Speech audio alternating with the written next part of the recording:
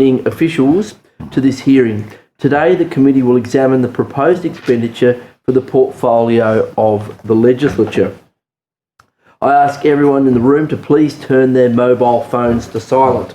Parliamentary privilege applies to witnesses in relation to the evidence they give today. However, it does not apply to what witnesses say outside of the hearing. I urge witnesses to be careful about making comments to the media or to others after completing their evidence. In addition, the Legislative Council has adopted rules to provide procedural fairness for inquiry participants. I encourage committee members and witnesses to be mindful of these procedures. Witnesses, welcome and thank you for making the time to give evidence. All witnesses will be sworn prior to giving evidence. Mr. President, I remind you that you do not need to be sworn, as you have already sworn an oath to your office as a Member of Parliament. For all other witnesses, could you please state your name and position title and swear either an oath or affirmation? And I'll begin on my left with Mr. David Blunt, AM. David Michael Blunt, Clerk of the Parliaments and Clerk of the Legislative Council. I swear that the evidence now about to be given by me shall be the truth, the whole truth, and nothing but the truth, so help me God. Thank you, Mr. Blunt. Mr. Webb. Mark Allen Webb, Chief Executive of the Department of Parliamentary Services. I solemnly, sincerely and truly declare and affirm that the evidence now about to be given by me shall be the truth, the whole truth, and nothing but the truth. Thank you, Mr. Webb. Ms. Webb. Jocelyn Dale Webb, Chief Financial Officer of the Department of Parliamentary Services. I solemnly, sincerely and truly declare and affirm that the evidence now about to be given by me shall be the truth, the whole truth, and nothing but the truth. Thank you, Ms. Webb. There's no other officials to be sworn.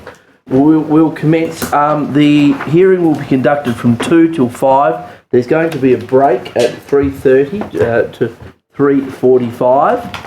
And the allocation of time will be 45 minutes for the opposition, then 45 minutes for the crossbench, then the break, 45 minutes for the government, and then an allocation in the last hour of 2020. So we'll begin with questions from the opposition. Mr. Rath.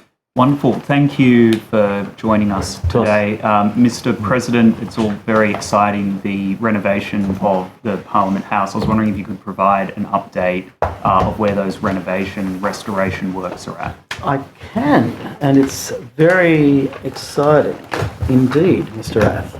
Just give me a second.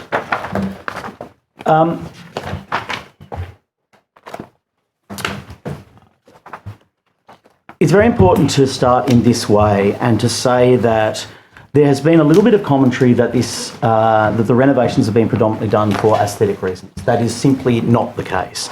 The aesthetics are wonderful and I think universally lauded, but the reason why these works had to happen was because we needed to address a range of issues, including work health, safety, restoration and conservation of some of the structures and accessibility. In fact, when we started the works, it became apparent to us and to the department that things were actually much worse than we had originally thought. There was concrete cancer in a number of the pillars, for example. There are a number of structural defects. There was rotting woodwork. The outside facade was falling down. And what we didn't want to do was to ensure that we had what's about to happen in the UK, which is that the Houses of Parliament are about to be shut for over a decade in order to address these works. So the works had to be done. They have been done they are on time. They're very good. But I will throw to Mark to provide a bit more detail. But I've looked at them obviously in the slightly less than 6 months that I've been the president, and I'm comfortable about both the scope of the works and the decisions that have been made in terms of budgetary sense. Mr. Webb. Thank you, Mr. President. And just to affirm that the work we've done has been able to deal with the issues that we were facing. You might recall in this forum, or some of you may recall in this forum, the air quality in the chambers, and in particular in your chamber, had got to the point where one of your colleagues had indicated that they were having medical issues as a result of the quality of air. I'm pleased to say that the work we've done, which has included changing the air conditioning and replacing the air conditioning completely, running it from a new location, so we're getting fresher air coming in, and putting in place modern, up-to-date filtering processes to make sure the quality of the air coming through is in the process of working at the moment. So I hope you have noticed a fresher and better environment that you're working in right now. I would say, as you know, we had one intermediate deadline, which was ensuring the chambers were back up and running by the time the Parliament started sitting after the election. I'm pleased to say that we met that requirement. I wasn't anticipating the recall of Parliament that happened in December. We had demolished your chambers by that point, and I thank everyone for your patience in sitting in the Macquarie room for that recall. It was very much appreciated. But I'm pleased to say the works were originally due to go through till the 30th of June next year, so the 30th of June 2024, when we originally put the timetable together. We are ahead of schedule. The facade will be finished in the first week or two of December. The Rum Hospital restoration will be completed by the Easter break in March, April. So we are ahead of schedule and within the $22 million budget that we were given to deliver the works as well. Significant safety improvements. You can now walk out into the atriums with a degree of confidence that the glass won't fall out of the ceiling. I could not have provided that confidence previously.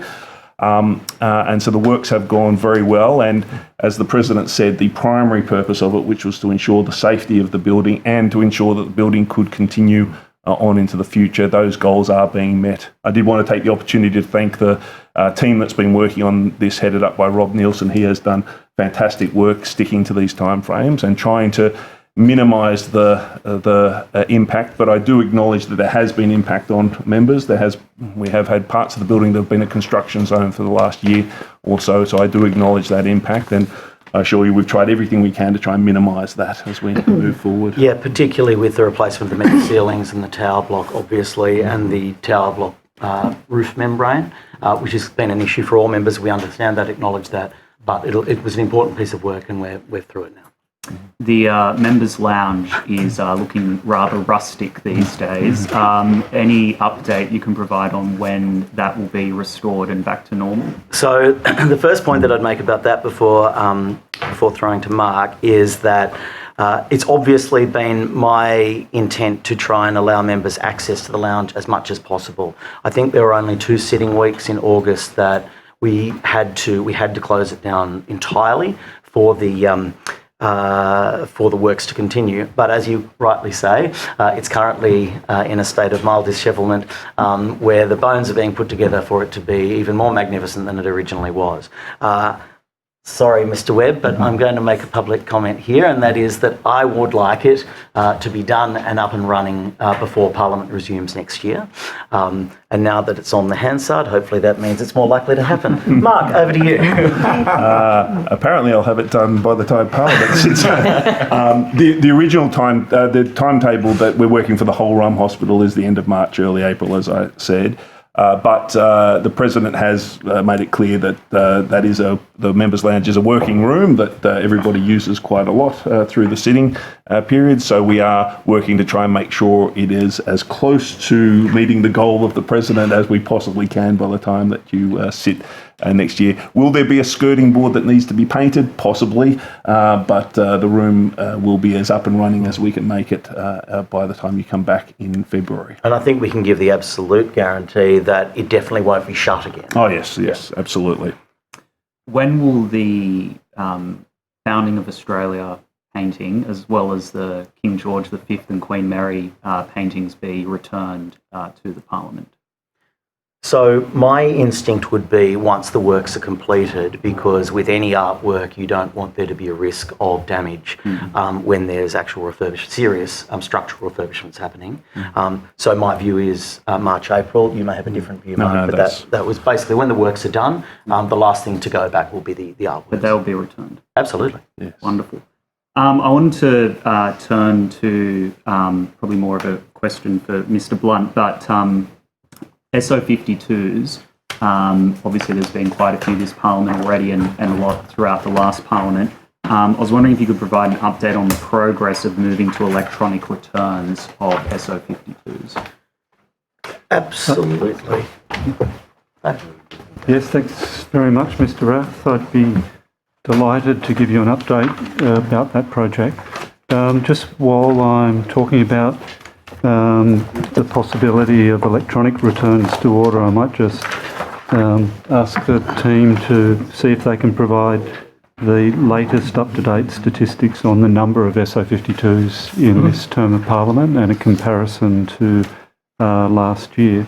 But in terms of e-returns, as part of the Parliament's Digital Parliament Applications Project, the Procedure Office has been working with both the Digital Transformation Branch here at Parliament and the Cabinet Office, and prior to the Cabinet Office existence, the Department of Premier and Cabinet, on the development of an e-return system.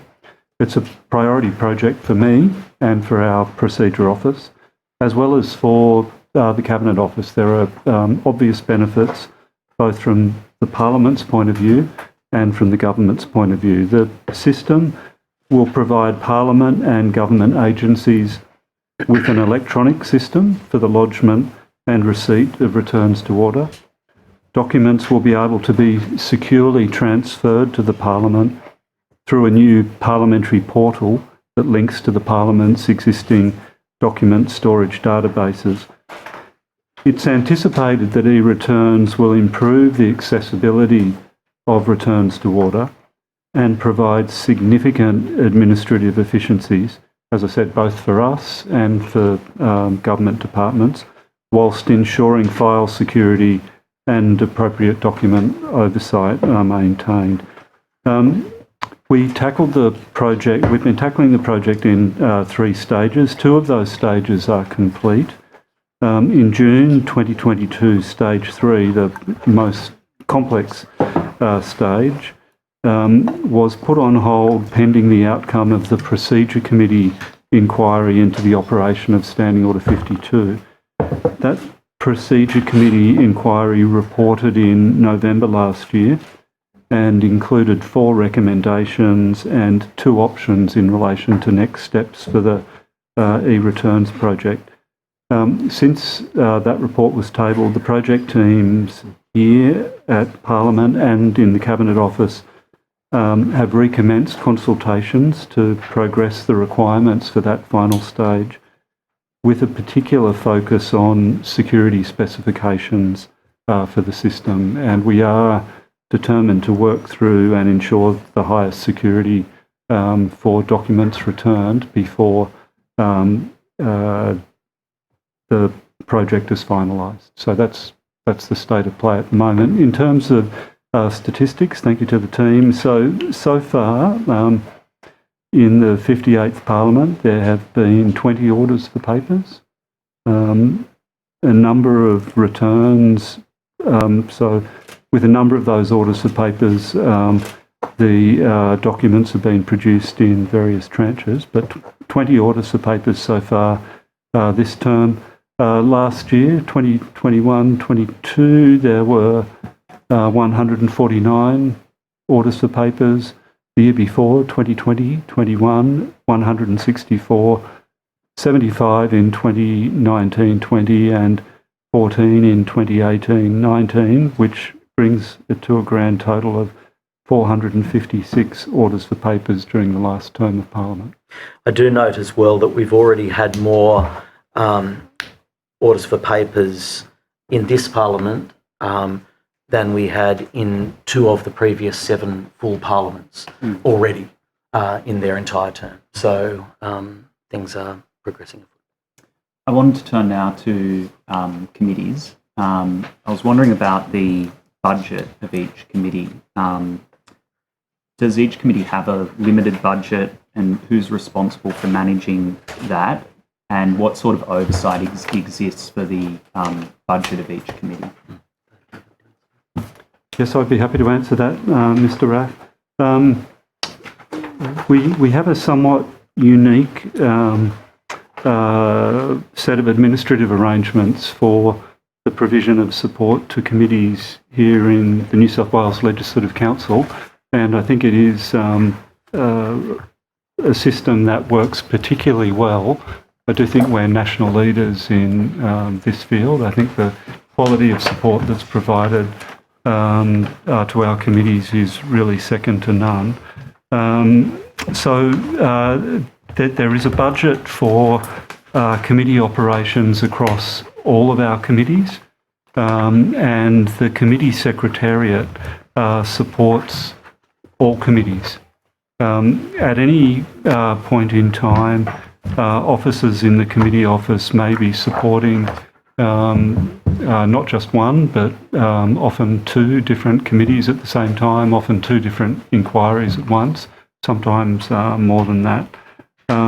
We would not have been able to support the extraordinary workload of Legislative Council committees over recent years if we had operated on the basis of a siloed approach with a separate secretariat for each committee. That would require something like 15 separate secretariats and 15 separate budgets. So the budget is a whole. The secretariat operates as a whole. It is important to note that the additional workload of committees throughout the last term of Parliament resulted in a number of budget bids being made to Treasury, and those budget bids were supported, and the committee budget was supplemented, and we were able to employ additional staff to support committees. If you'd like further information as to the exact numbers of staff members in the committee office, the exact dollar figures for the committee budget for this financial year, I'd be more than happy to provide that information on notice or later during the hearing today. Yeah, that would be good on notice. I think what might be good, and happy to put some questions on notice, some supplementary questions for you, but the increase over time in the committee load for the Parliament, for the Legislative Council, in terms of the numbers of staff, the increase in budget, the increase in the number of committees and numbers of inquiries that have existed maybe since 2010. I assume that if you looked at it over time, you'd probably see quite a sharp increase in the number of inquiries and the amount of committee work over the last 12 or 13 years. So it'd be good to get some data on that so that we can look at that increase, and we can all be mindful as well of the increased work on the very diligent committee staff that we work with. So anything that you can provide on that would be very helpful on notice, of course. Thank you. Sorry, I was just going to add three extra brief things. The first was to say, just as by way of anecdote, normally in the run-up to particularly the end of a parliamentary term, the committee workload would actually come off in quite a significant way. That didn't happen this time.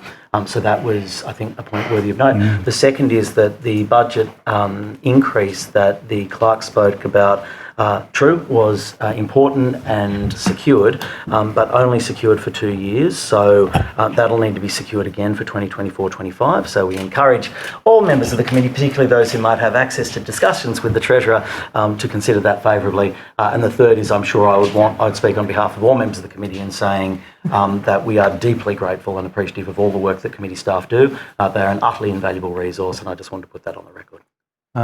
If I could just briefly, it would be remiss of me not to mention the work of Hansard in supporting committees as well. Absolutely. In 2011, Hansard did transcriptions for 186 hours of committee hearings. In 2022, it was 786 hours of committee hearings that they transcribed. So that gives you a sense of the increase in not just the number of committees, but the amount of public hearings and transcription that happens as a result of that. Actually, that's a very good metric, Mr. Webb, because, when I said before, number of committees and numbers of inquiries probably isn't as good a metric as the number of Hansard hours over time is a better metric, because some inquiries might be short and sharp and others might drag on for the entire Parliament. So I think if possible, any data around that over multiple years would be probably more helpful than the number of inquiries. Well, I can tell you that 2011, 186 hours, 2015, 297 hours, 2019, 414 hours, 2020, 652, 2021, 748, 2022, 786. So that's obviously we just took snapshots of the 2011 through to 2019 period, but it gives you a sense of the growth. That's very, very helpful. Mr. Rath, if I could just add something. You no doubt recall that on a Friday afternoon each week I send a weekly update around to members with details of committee inquiries, paper documents and orders of papers, etc. During the last Parliament, the update each week on committee activity included a table which sought to identify quite handily the overall workload of Legislative Council committees and the capacity of the committee office to support those inquiries. There was a particular chart that showed when we were getting to sort of peak loads or at times well beyond those peak loads. We haven't published that table yet in this parliamentary term because up till now, with the additional budget that's been provided in recent years and the additional staffing, that chart might have, I worried that it might have simply encouraged members to establish more inquiries.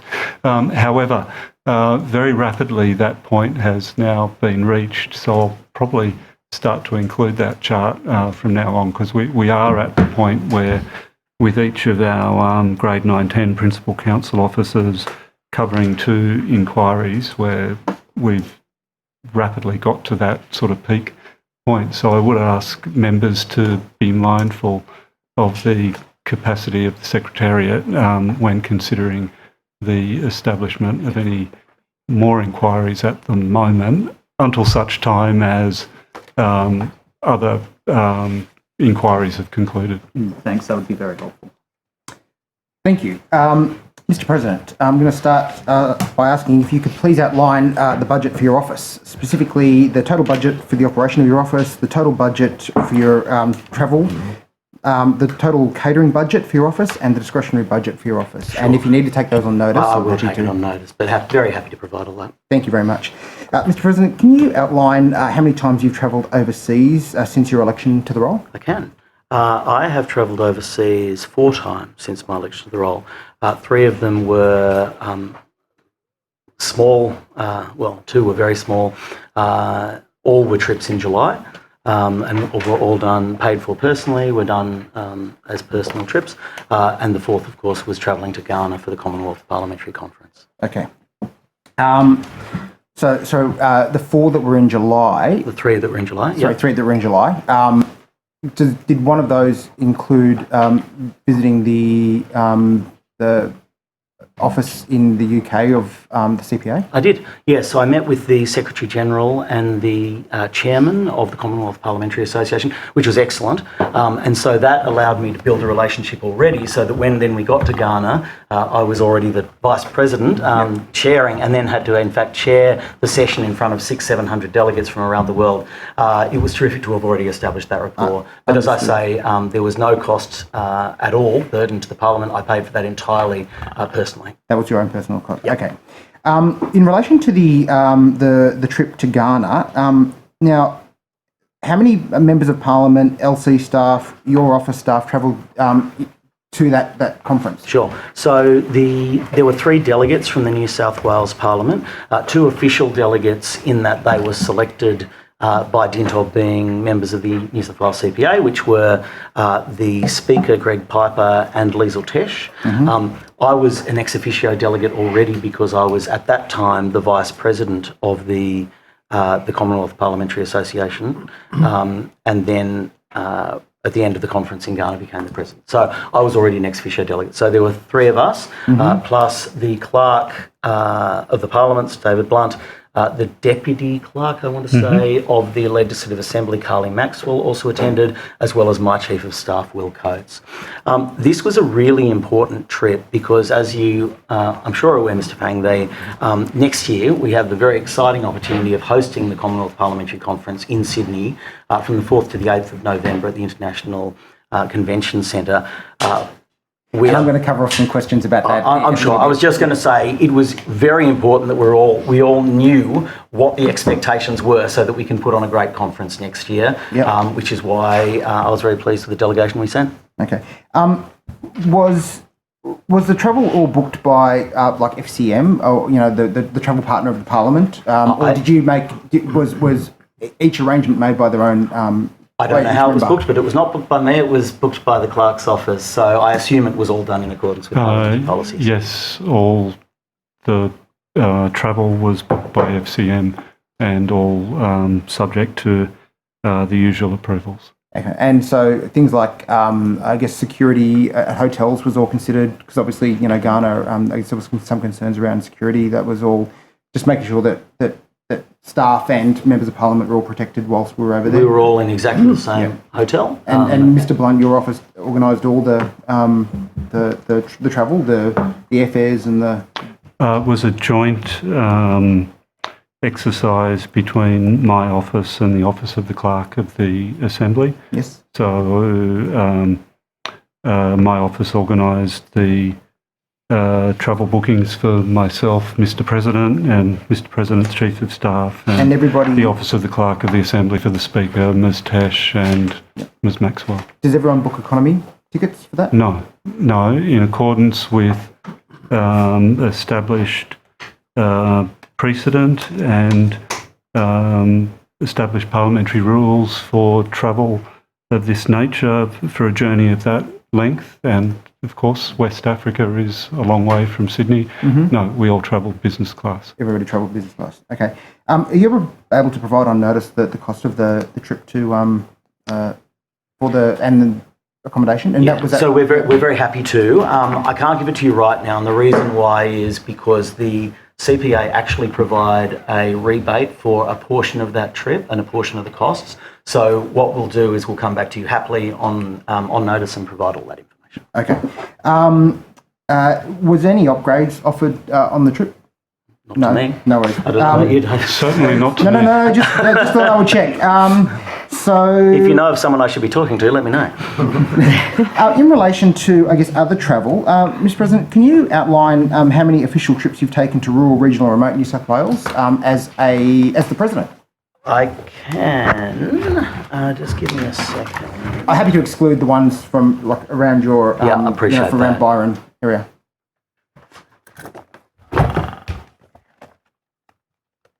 So I have. So if you're excluding the Northern Rivers, including Lismore and Tweed as well, you're right there. That's fine. I went to Barwon on the 8th and 9th of September, which I actually funded myself. I'll confirm that, but I'm 99% sure I funded that myself. I'm looking at Will for confirmation there. Yeah. I'll tell you if that's not the case. Otherwise, I funded it myself. But nonetheless, met with a number of creatives and artists out in Broken Hill because as part of the bicentenary next year, as you know, we have a range of exhibitions in the Fountain Court. Yes. And I wanted to send a very strong message. This is the Parliament for all of New South Wales, just not for Sydney. And so Broken Hill, of course, not only being an artist culture and having a lot of artists out there, but being the most remote city in New South Wales.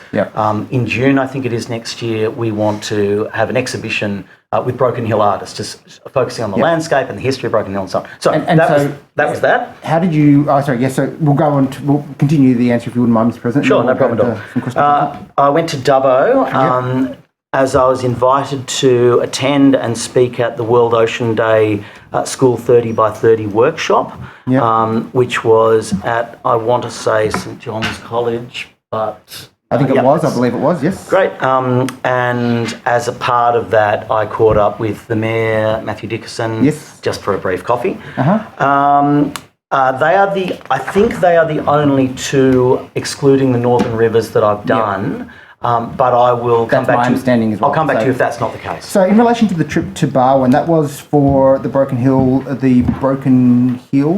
Heel Festival, yeah. So it was for a number of things, but Yep. the Broken Hill Festival was one. And who organised? Sorry, who I guess invited you to that trip? Well, I'd gone last year as Minister for the Arts and Tourism, and the organiser, Esther, who is amazing and does a fantastic job, was very enthusiastic about me coming back. So I did, and it was terrific. But not just did I do that, there were a range of other things we visited. Obviously, the artists we talked about, the range of galleries, went out to Silverton, And- Monday Plain and so on. But all of that was paid for by me. Okay. Did anyone travel with you?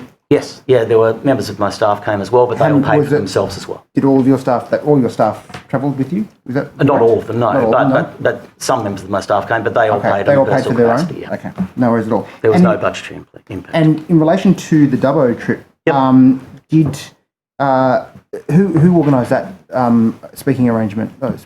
So when I was Minister for Regional Youth, I funded this regional set of,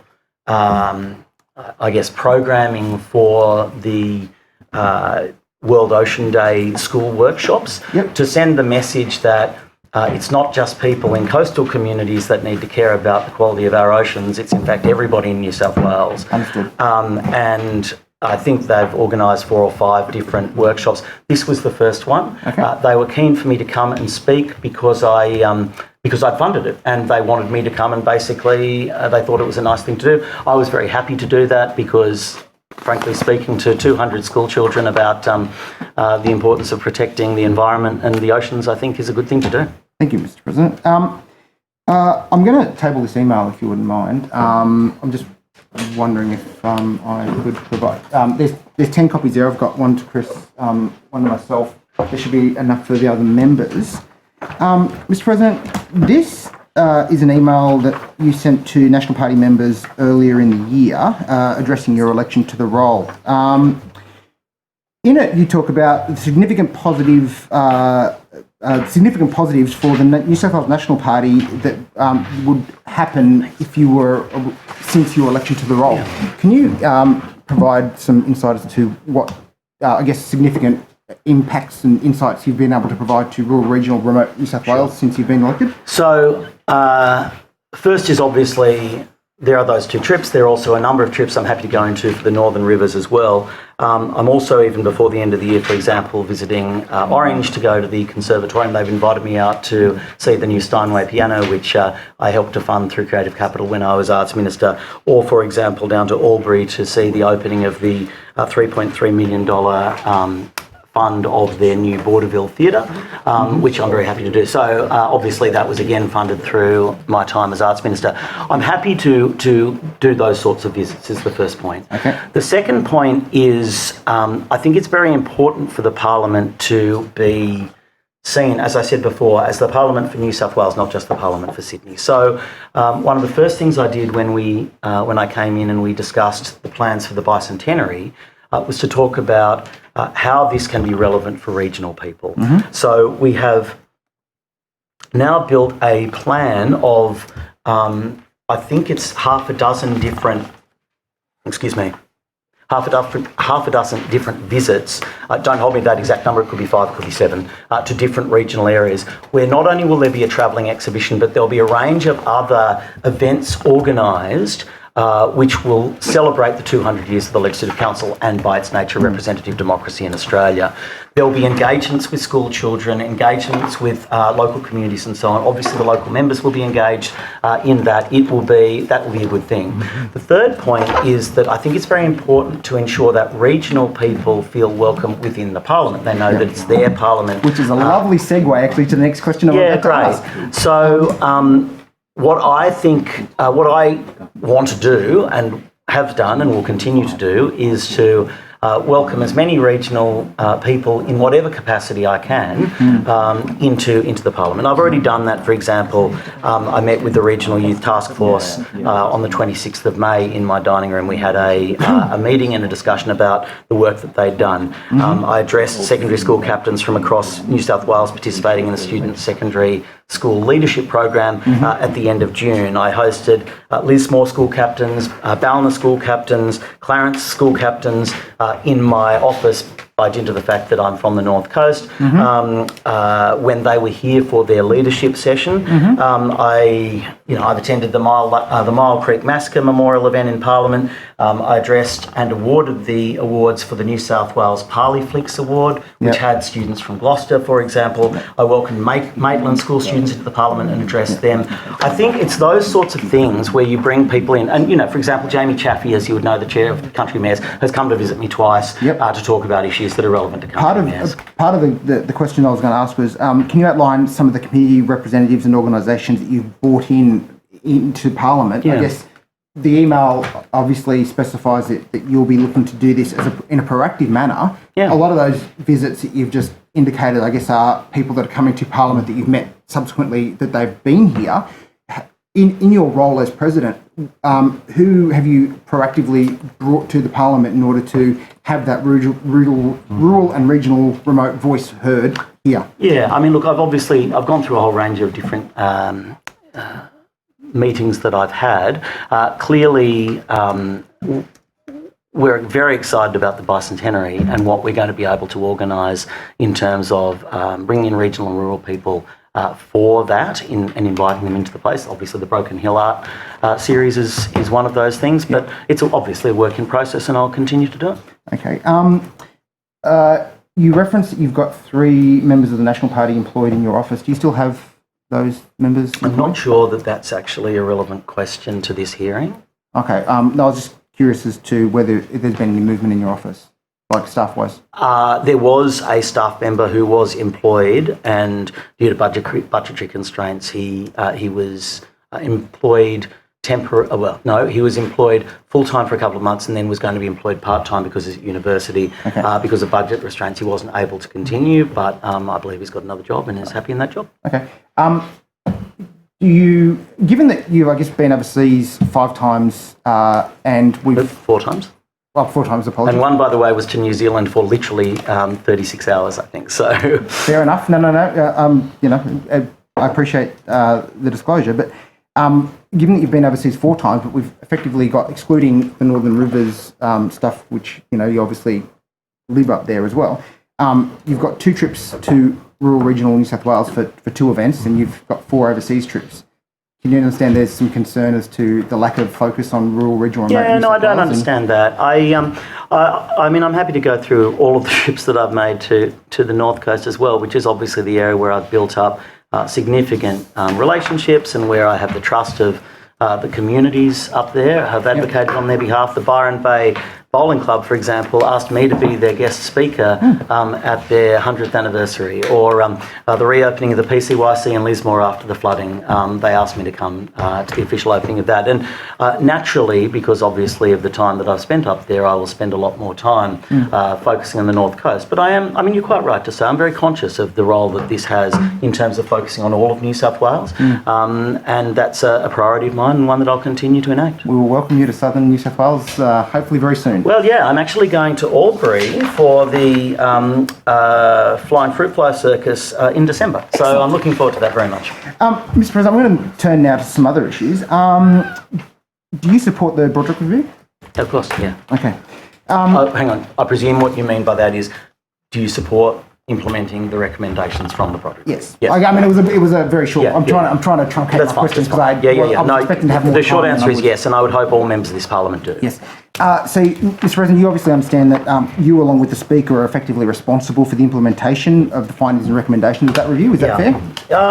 No, it's not. We're responsible for the implementation of some of the recommendations. There are a range of different. Obviously, there are a whole broad gamut of recommendations, and some of them are relevant to political parties in terms of their applications. Some of them are relevant to the Parliament as a whole And so therefore looking at either updating policies or potentially having the Privileges Committee looking at particular issues. But yes, I carry a significant burden of the responsibility as well, as does the Speaker. And Mr. President, is it fair to say that security issues are constantly being reviewed in light of local and global events? Yes, that is fair. That's of course. And we receive, and Mark might have some further information to add, but we receive regular updates about what the security status is.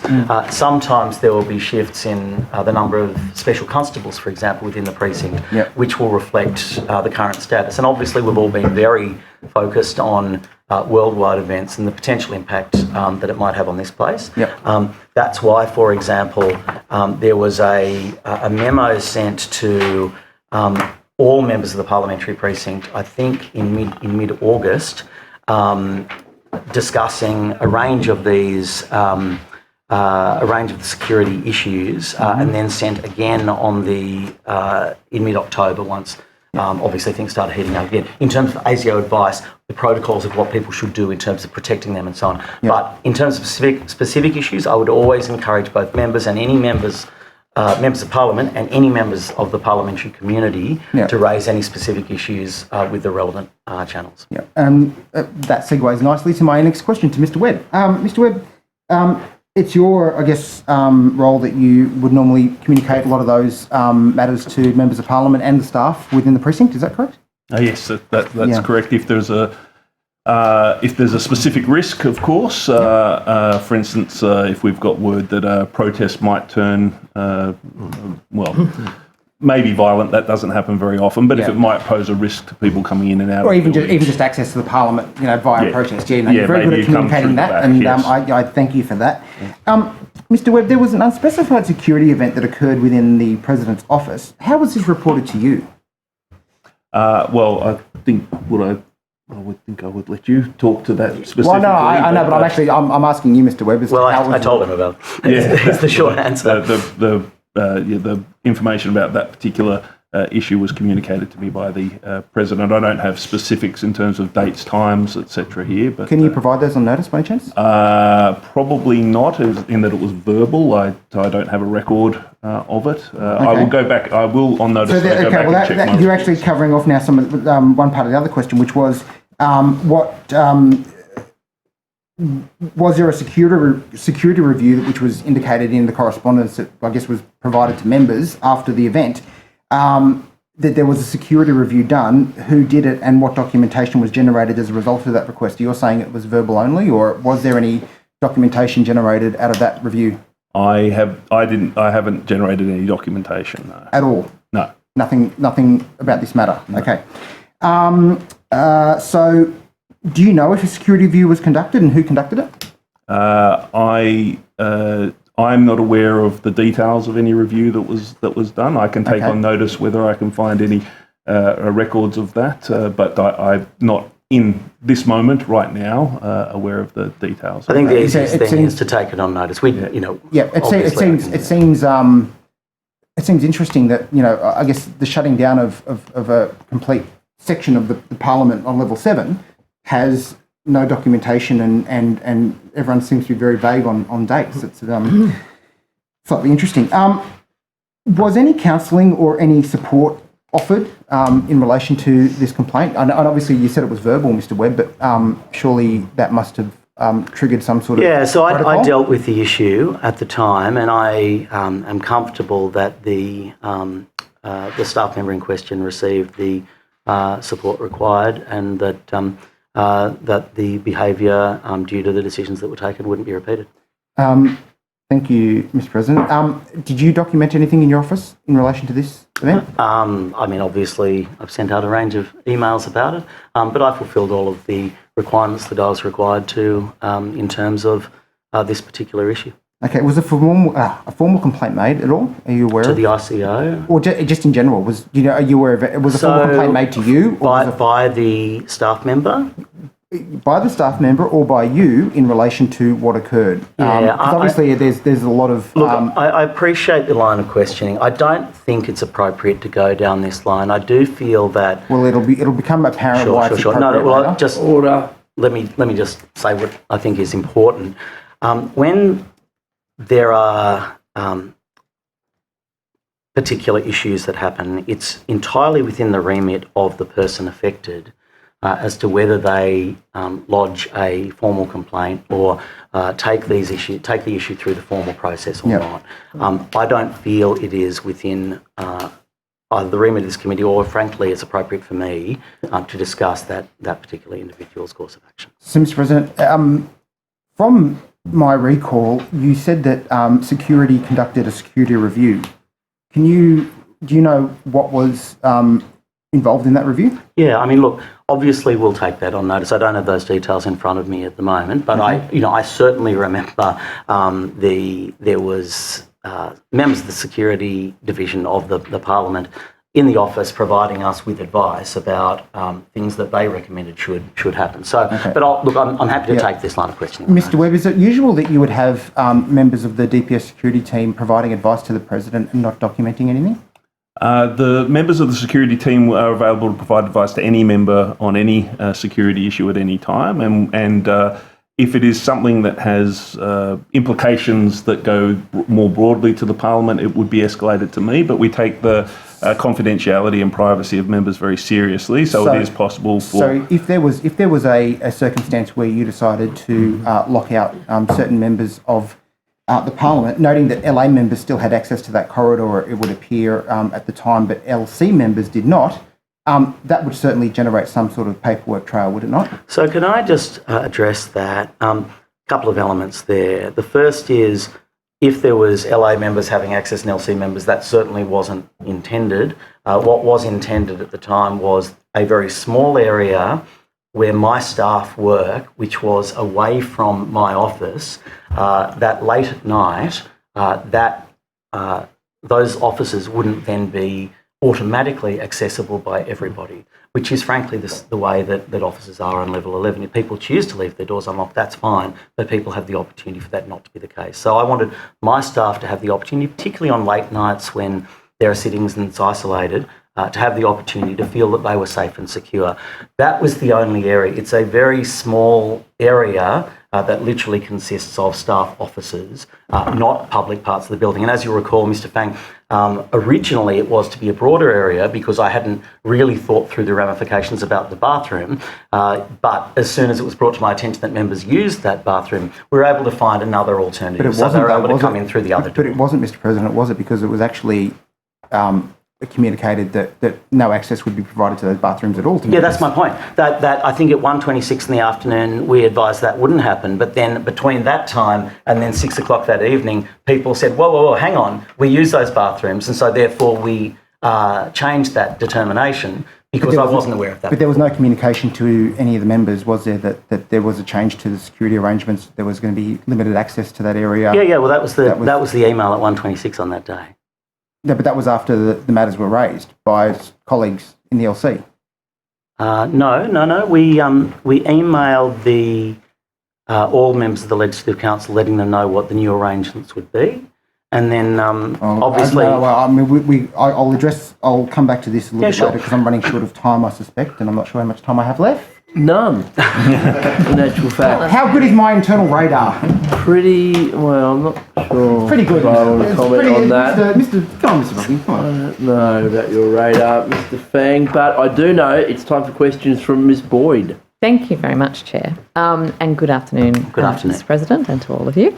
I feel compelled to say I didn't have any idea that you could even go in your presidential area and the area of your staff and use the toilets. So, well, you are welcome anytime. I don't intend to, but my question is actually about toilets. Now, we are in a very fortunate position that we finally have almost parity of men and women in the upper house in terms of members. We unfortunately live or work in a precinct that has not caught up with the times. I've done a little bit of probably too much research when it comes to toilets on level 11, but using Safe Work Australia's guidelines, it appears that we have on level 11 sufficient toilet facilities for 205 men, but for only 60 women, because of the way that the the numbers of cubicles and urinals and things are set up for men versus women. Obviously, we don't have 3 times as many men on level 11 as we do women. Will you have a look at this and see if we can fix it? Because the queues are getting ridiculous. Thank you for raising the issue. This is obviously this is something that does get looked at from time to time. It's a fluid, it's a dynamic issue that does need to be addressed. For example, you might remember with the gym and the change rooms, there was an inappropriate ratio of men to women's facilities available, so that was flipped, and I think that's been a great outcome. Can I, before I deal with the specifics of the question, thank you about asking about all the toilets in the Parliament. That reflects your socially democratic nature rather than just the one. So we're very, very happy to address that. But my short answer is, of course, if there is an issue, not only about toilets, but about anything else in terms of the facilities available to members, particularly if there's a disparity between particular cohorts. Obviously, males and females are an obvious place to start, but there may well be others, people with children, people with disabilities and so forth. That is something that I'm passionate about and always keen to look at.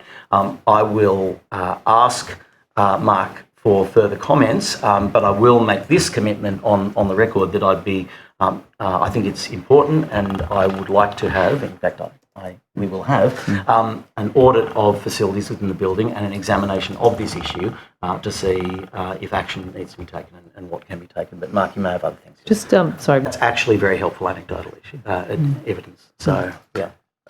So we do, you're quite correct. I think there's 2 levels at which we look at it. The first is the overall occupancy of the building and the overall level of bathrooms. But then, as you've quite rightly pointed out, sometimes there is a specific area of the building where the numbers of men versus women don't reflect the general.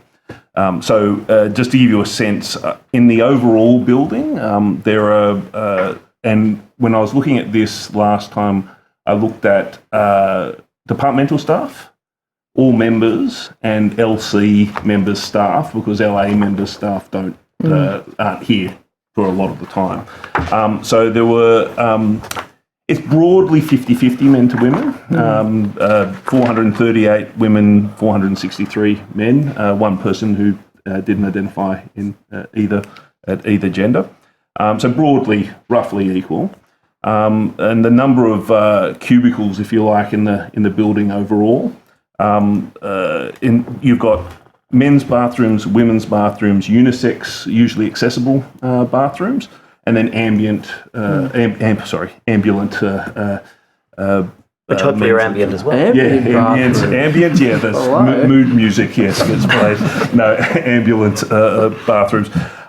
So there are 60 cubicles for men, 60 cubicles for women, 17 unisex disability people with disability bathrooms, 16 men ambulant cubicles, 19 women ambulant cubicles. Of course, that does not take into account urinals.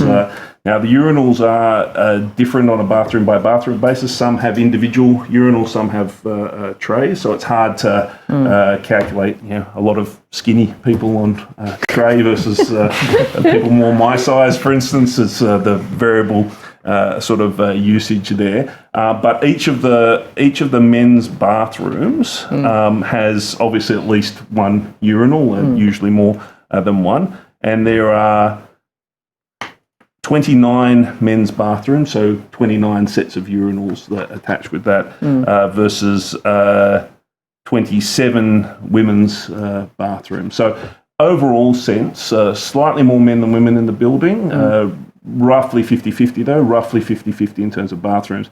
That doesn't, however, solve the secondary, or not the secondary, the primary issue that you raised, which is that specific areas of the building can be difficult. Let me just stop you there. There's 2 separate issues. So if you look at just the Safe Work Australia guidelines for the numbers of toilets per worker, you're looking at each cubicle being appropriate for 20 men, but for only 15 women, because women just take longer.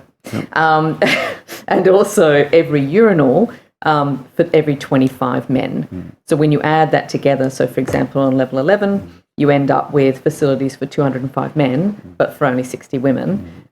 Those Safe Work Australia guidelines also go into detail about when you have particular peak periods of time that you need to take into account. And I think that's when we get to sort of where they are as well. So for example, on level 11, you will get a bunch of members who are about to go down to the chamber at 10 to 10 on a Wednesday. There, you cannot get it, into the toilets. There's too much of a queue. So I can't believe we're spending all this time on this, but it's important. But it's important because we've moved from being a male-dominated facility to one that is far more equal, and we need to adapt. You're absolutely correct. I was visiting the West Australian Parliament recently, and they talked about the plight of the first female member in Australia, and she had to go to a separate house down the road to go to the bathroom. So not good situations there. Just to interrupt briefly, from memory, and I might be wrong here, but this is really important because I think that the change to the gymnasium and the squash courts and so on happened after it was raised in one of these budget estimates meetings. So this is actually exactly the right place to do it, and really important to do so, I think. Yeah, I've just never said the word toilet or urinal so much in a 5-minute session. We could have set a record for estimates. But no, as the President said, I think these are very good points, and you're quite right. I've been looking at it perhaps in terms of sheer numbers as opposed to these proportions that you've been talking about. So I'm very happy for us to take that as an action for us to look into and go through and work through that issue. Thank you.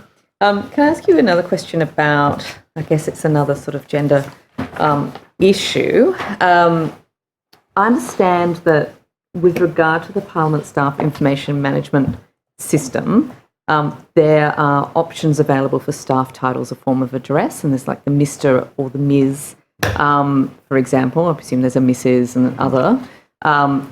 What is the option for people who don't identify as man or woman? That is an excellent question that I might have to take on notice. Obviously, there's the capacity to not have any title there, but in terms of gender-neutral titles, I cannot think of one, so I might have to take that on notice to have a look at it. I would say that we are in the process of starting the work on replacing that information management system. It is 25 years old, and it is highly possible that when it was first built, it perhaps did not take into account some of these kinds of issues. So I wouldn't be surprised to find out that we didn't have an appropriate option. But it is one of the requirements, if you like, that we're putting together for the replacement of the system, which we've started working on this year.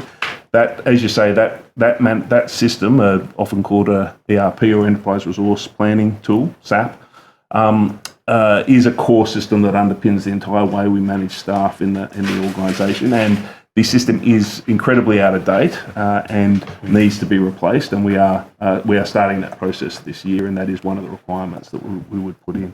So I will take it on notice, but I suspect the answer is going to be we don't have adequate representation for people in that category, and we should. So we definitely will. So I just add a couple of things, if I may. My understanding, and you can please correct me if I'm wrong, but my understanding is that on many appropriate websites or forms now, it's the prefix MX is now usual, and that fulfills that requirement that you're talking about. But there may be others, but the point that I was going to make is it absolutely should be there.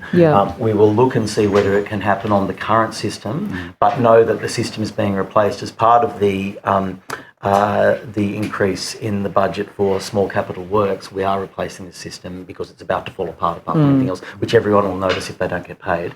And as a part of that, this is an important issue, and I give you my personal guarantee that we'll look at it as well. Thank you. I understand that MX became an option on the 7th of August of this year, so that's good. I understand it hasn't necessarily flowed through to all of the other systems, and so, for instance, on SAP and on the intranet, it still doesn't appear, and a lot of employees were forced when they were onboarded to pick one or the other, which was quite distressing. Also, the designation of MX is not necessarily the most appropriate one. No, indeed.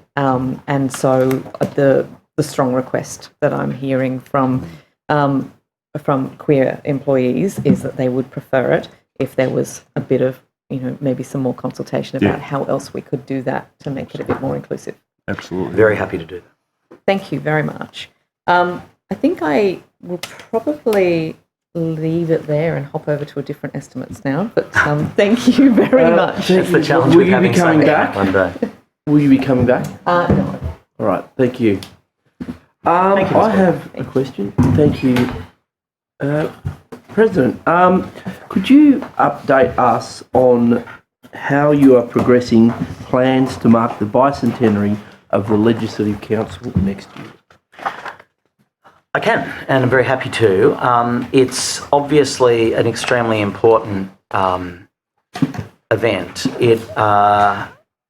The Legislative Council was the first parliamentary body in Australia, obviously created by an Act of Parliament in Britain in 1823 that created not only the Legislative Council but also the Supreme Court of New South Wales. What this makes us the oldest representative chamber in the country, it marked the beginning of the development of our robust democracy, and so I think it is important that it's celebrated. To do that, we are coordinating a full program of commemorative and educational events next year. And before I get into where we're actually heading, can I acknowledge the work of my predecessor, the Honourable Matthew Mason Cox. He worked on a range of different events, many of which are continuing and which will be, I think, a very important part of the conference. Of the year, the celebration, the centenary. For example, he, under his auspices, the first of 3 scheduled conferences were held. There's one going to be next Monday and Tuesday, in fact, which is called The Spark, which is around the act that created the Legislative Council. And there's actually a terrific program of events, which I encourage all members to register for if they haven't, with a range of important speakers, including, for example, Virginia Bell, Andrew Bell. There's a tour of the Supreme Court, and there's a discussion, of course, on the Tuesday afternoon, I believe, about the importance of the Supreme Court. There are a range of other things which are being looked at. The architecture in the aftermath of the New South Wales Act is a session with 2 university lecturers. There's looking at 200 years of audit impact, because obviously the audit office was created as well in 1824, and so Margaret Crawford, the Auditor General, is also presenting. We've got a range of other events, including the Constitution Act of 1842 and the struggle for responsible government with Anne Toomey. So that event in itself is going to be great. This is the second in 3. Not only is it an important event in and of itself, highlighting those issues, but out of it comes a whole range of academic papers, which are then bound into a publication between the 3 of them that will celebrate the bicentenary. But there is as well a range of different other events. So, for example, I have progressed the commissioning, for example, of an Aboriginal artwork. Mr. Rath talked before about the artwork, I think it's called The Founding of Australia, which is an important historical piece in our collection. But the former president and I both feel that it is also important to have a piece of Indigenous art of significant size, also acknowledging the Indigenous history of the nation. And we've already started a EOI process with which we're working through Create New South Wales for, to finalise that work and to identify the appropriate, the successful artist who will then, and that artwork will then be unveiled at the end of next year when we have our major events. There are a range of other things that we've done. You will have seen that there's the Bicentenary Concert series, which we're working with Sydney Youth Orchestras and the Sydney Conservatorium to ensure that every Wednesday in lunchtime there's music in the Fountain Court to allow people to consider the theme of the conference, which is to reflect, to celebrate and to imagine. So to reflect on the past, to celebrate the present and what we've achieved, and to imagine what the future looks like. And the feedback for those concerts have been terrific. I progressed the Aboriginal Young Leaders program, which is going to be a program with young Aboriginal leaders from across New South Wales, and will be held towards the end of next year as well. As I foreshadowed with the Honourable Wes Fang, there's a regional roadshow and exhibition and series of programming that will be throughout next year as well, including a public speaking competition for regional students, with the winner of which each area then to come to Sydney to compete in the final for the during the October-November key period of the bicentenary, which will be a really lovely way to highlight those regions as well. On the 25th of August is a key day where we're having an open house back to Parliament Day for all former members, parliamentary staff, and people who've been involved in the precinct over the time, and they'll all be invited, and that will be a really special day too. The clerk and I are still talking about whether that will require a small amount of costumed activity in recreations of experiences, but we're still discussing that. Volunteers strongly encouraged, particularly amongst the membership of the House. We're also looking for to have a ceremonial opening of Parliament planned for late October and or early November. As I mentioned before, the CPA conference is from the 4th to the 8th of November. That will be a key opportunity to highlight the Legislative Council. We've also partnered with the Supreme Court and with St James Church, with the New South Wales Treasury, the audit officers, the State Library and the Sydney Living Museums, all of whom either are celebrating their bicentenary or have significant links with the entire precinct. So we'll be doing that. I've re-established the Bicentenary Advisory Committee, Mr Chair, of which you are a member, which I think is important to ensure that all sides of the Legislative Council and relevant interests can have a say in the program, to make sure that we have an appropriately balanced program reflective of our history and of the past 200 years, the entirety of the past 200 years, in an honest and meaningful way. And so that's, I think, what I'd like to say at this point. David, is there anything else that you'd like to add?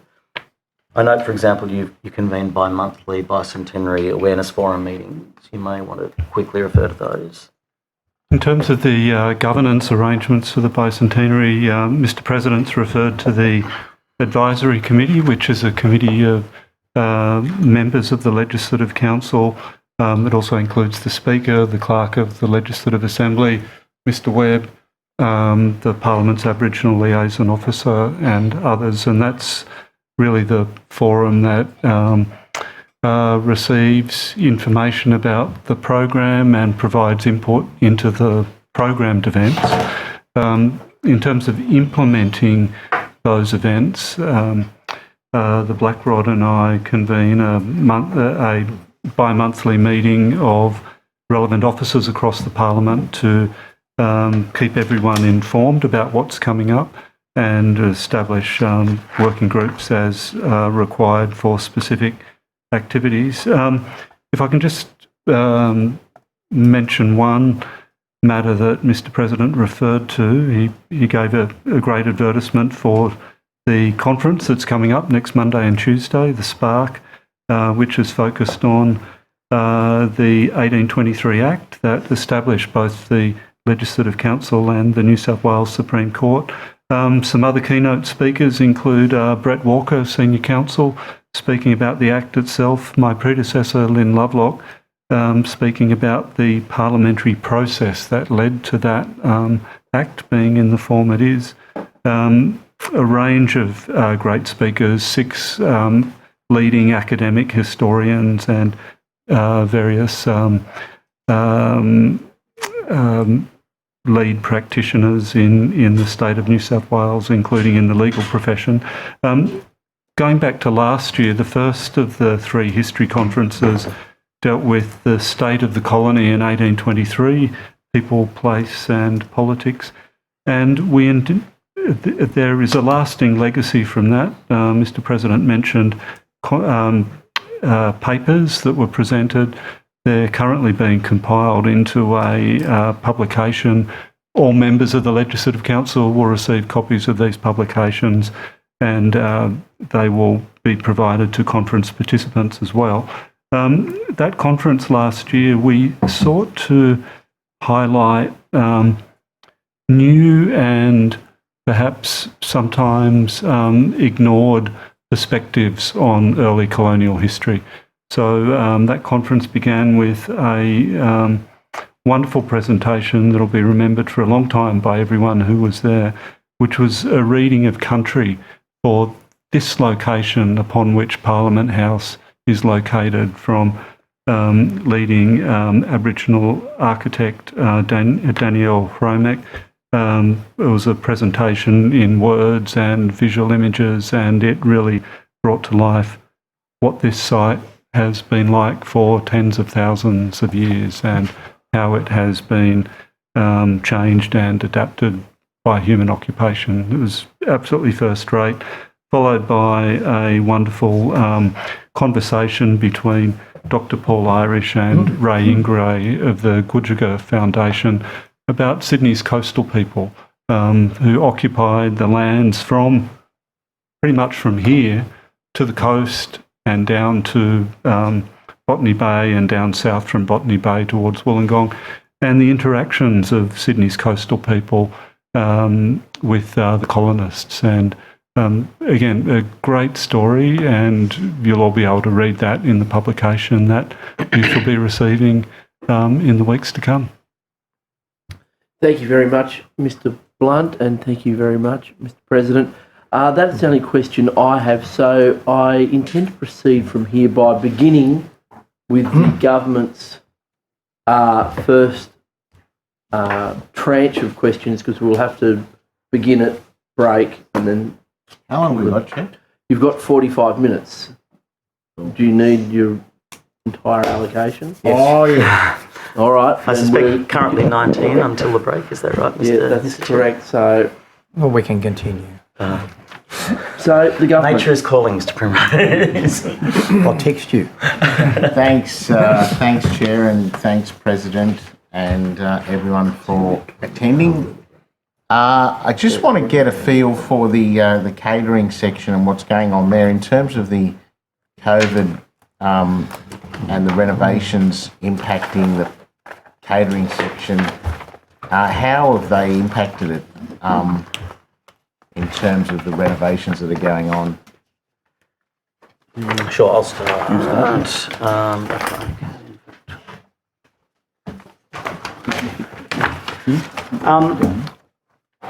Obviously, Mark is on top of all the detail here, but I will just make a few preliminary comments. Clearly, COVID and the renovations have both had a significant impact on the catering section of Parliament. So, obviously, in terms of COVID, visitation into the Parliament decreased significantly. First, owing to the lockdowns, and then obviously as the city reopened, people were still finding their way back into going out and so forth. What's also happened in terms of the catering is that there's been an impact on it and on the numbers because of, during the COVID time, moving to flexible work arrangements. And so that meant that there were then fewer people in the building who obviously then needed to eat less because they weren't in the building to do so. Things started building back up again at the end of 2022, which was great with the return of events and sitting days, and there were a whole range of Christmas events in the lead up to Christmas and so on. Then obviously it fell again once we got into the election period because nobody was here for some months, or a very small number of people here for some months. And of course, there has been a challenge of with the renovations, with the scaffolding being up, people wondering if we're even open. So that's just the broad context I wanted to paint of the challenges facing catering. But Mark is obviously more of an expert in this area and may have more to add. It's an excellent question, and in 2018-19, just before COVID hit, we were the first parliament in Australia to break even on their catering functions. So every parliament catering costs the parliament some money. We're not a completely commercial concern. If I was running a commercial business, for instance, I would not hold Cafe Quorum open until half an hour after the last bells. It doesn't economically make sense to do it, but it's a service we provide the parliament, so we of course do that. But we were able to, with the if you'll excuse the loose language, I am happy to charge corporate clients like a wounded bull, and so we're able to use the profits from that side of the business to offset the costs associated with providing that service. So in 2018-19, we were the first parliament in Australia to get to break even with our catering area. And then, of course, COVID hit, and the drop in revenue was quite significant. I think in previous areas, I have gone through some of the things we did through COVID. We, for instance, cooked meals for the homeless population, about 180,000 of them through that period to keep the kitchen staff employed and busy. We produced the wonderful, and if I can put a plug in, catering book that came out recently, and it is an amazing book. But that makes an excellent Christmas gift, Mr. Webb. Yes, it does make an excellent question, and available at all good retailers. And when I say that, I mean, of course, the public cafe, which is the only good retailer that there is. So the things along those lines that we did. But then we've started, as COVID. As things started opening back up again, just to reiterate what the President said, the CBD population is not quite what it was pre-COVID. People are still working from home, but we have managed to build the restaurant back up to be getting numbers equivalent of or greater than the pre-COVID period, so that's fantastic.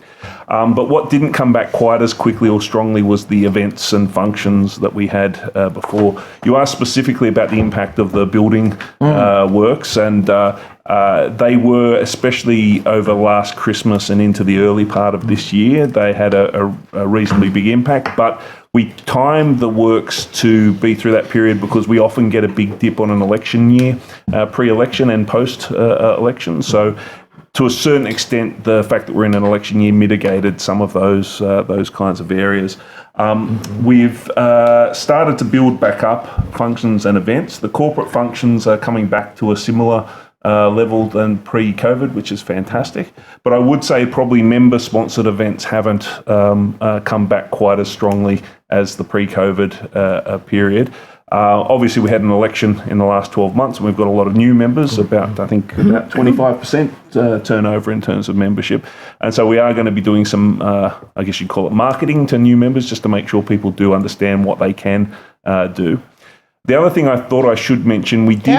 Just on that, Mark, I mean, that's an interesting line of response. I don't mean that in a pejorative sense, but I mean, how much awareness there is of the relative competitiveness of a member booking a function there as opposed to somewhere else? I mean, I just don't know whether or not...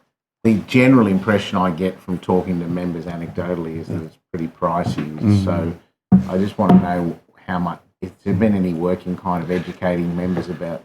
Yeah, that's an excellent question. When we started talking about marketing in inverted commas to members, that is part of the messaging that we need to do. Yeah. You're right. There is a sort of persistent perception that we're more expensive comparatively to other venues than perhaps we are.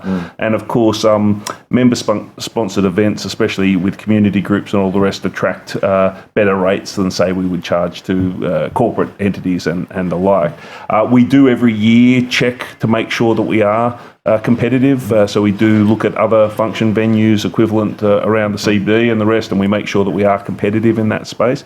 But in discussions internally, one of the things we've talked about is exactly the point you make, that that perception that we're more expensive than we actually are seems to be persisting. So we need to do more to go through some of that comparative information with members just to be sure I was talking with one member who'd been here for a while, and they were recalling the rates as they were, say, 10 years ago. And yes, we are a lot more expensive than we were 10 years ago, but everyone is a lot more expensive than they were 10 years ago. The other issue that really impacted us through COVID was the cost of goods. There was a huge increase in just produce, costs and the like. And we've tried to contain that as much as possible. But that high inflation rate, the cost of living issues that are facing everybody are also impact the cost of the food and the like that we bring in. And the other thing coming out of COVID was there was that period of time where you could not get staff for love or money, especially in the catering business. We have 3 agencies that so as you imagine, we have a core of permanent staff that work in catering, but then as we do functions, we have the ability to bring on some agency people to help with a particular function, so we flex up and down. We have 3 agencies that we draw on just to make sure we can always get people. There was a point where all 3 agencies said we have nobody, just absolutely nobody that we can bring in.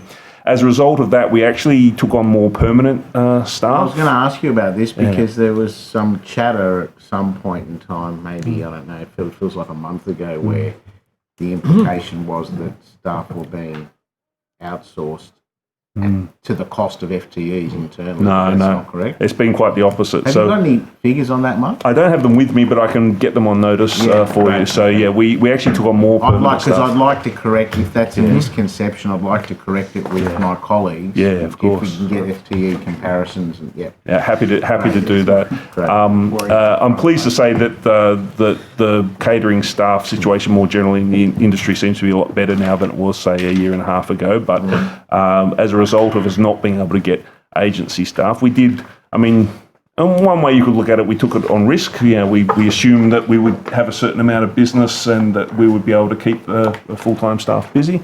So far that's worked out okay. So yes, no, it's been quite the opposite. We certainly haven't been bringing in agency staff at the expense of existing full-time people at all. Probably in catering we do, and maybe this is where some of that perception comes from, there is turnover in the catering area. People do move on to other jobs, and so in the period where somebody leaves and we are looking to recruit somebody else in, of course we do bring in sometimes an agency person to fill in, so that could be feeding it. As you would imagine, there is a fair bit of turnover in the catering industry, people studying and in catering, and then they finish their studies, and if they've just done a law degree, they don't necessarily want to keep going with the catering business, which I don't understand, but fair enough. So there could be some of that coming through, but I'll get some numbers and do that on notice and put it through to you. So overall, in terms of economic viability, sustainability, we're on track to things are looking up? Or? Yeah, things are looking a lot better now. So obviously we've opened the restaurant up to members of the public through the day and on sitting nights as well. There were times, because mostly members eat in members dining, there were times when the Strangers restaurant would only have a couple of people in it, but now we're getting members of the public coming in. That's really helped with the restaurant viability. Can I jump in on that? And for example, something that's been tried is high teas, and which have just been, they're literally packed out. So there's clearly an appetite for people coming in. But we just need to find what the offering is that's going to bring them in. That's the first point. The second point I wanted to make is I have a view that a lot of people don't know that they can come into the building. And getting them in the first time to see... I was going to ask that then, because again, anecdotal perception is, do people actually know this place exists other than conversations with members and relatives and And looking at wayfinding, so for example, even the post office, I've chatted with Abu in the post office, and he's like, look, it'd be great if there could be some way to send a message to people outside that there is a post office in here. Obviously, there are challenges of that with a heritage building and so forth, but we're looking at that. So last weekend, for example, was Sydney Open, where a lot of the historic buildings were opened up to the public, and we partnered with them to bring people through on Sunday from 10 till 4. It was great. A lot of people came through. But that sort of thing's important, right? For the first time they come through the door and they're like, oh, we can come in here. Oh, there's a restaurant here. Oh, there's a cafe here. And we're certainly looking at how to promote that. Another thing we've done, for example, is the 24-hour economy commissioner has developed an Uptown Accelerator program where basically districts come together to work together to do that. We're part of the Parliament District along with the Theatre Royal and Veranda Bar and a couple of other areas. So we're going to almost lean into potentially the promotion of a precinct. And we're looking at how that might work. So we're conscious of it and the challenges around it, and we're starting to set up a range of structures to hopefully bring in a lot more people. Sorry, Mark. No, that's quite all right. And on top of that, as you might imagine, January, April and July are quiet months for member events. It's the summer recess, the winter recess and the Easter break, essentially. So we're engaging in the corporate market for those months more aggressively for the first time, looking at how we arrange things to make the Parliament more attractive. One of the opportunities I took with some of the refurbishment was to improve the audio-visual capability of the Parliament. Now, that was in the chambers, of course, things like the sound system and the ability to put in captioning and the like. So there's been a lot of improvements there. But we also upgraded the audio-visual capability of the strangers function space as well.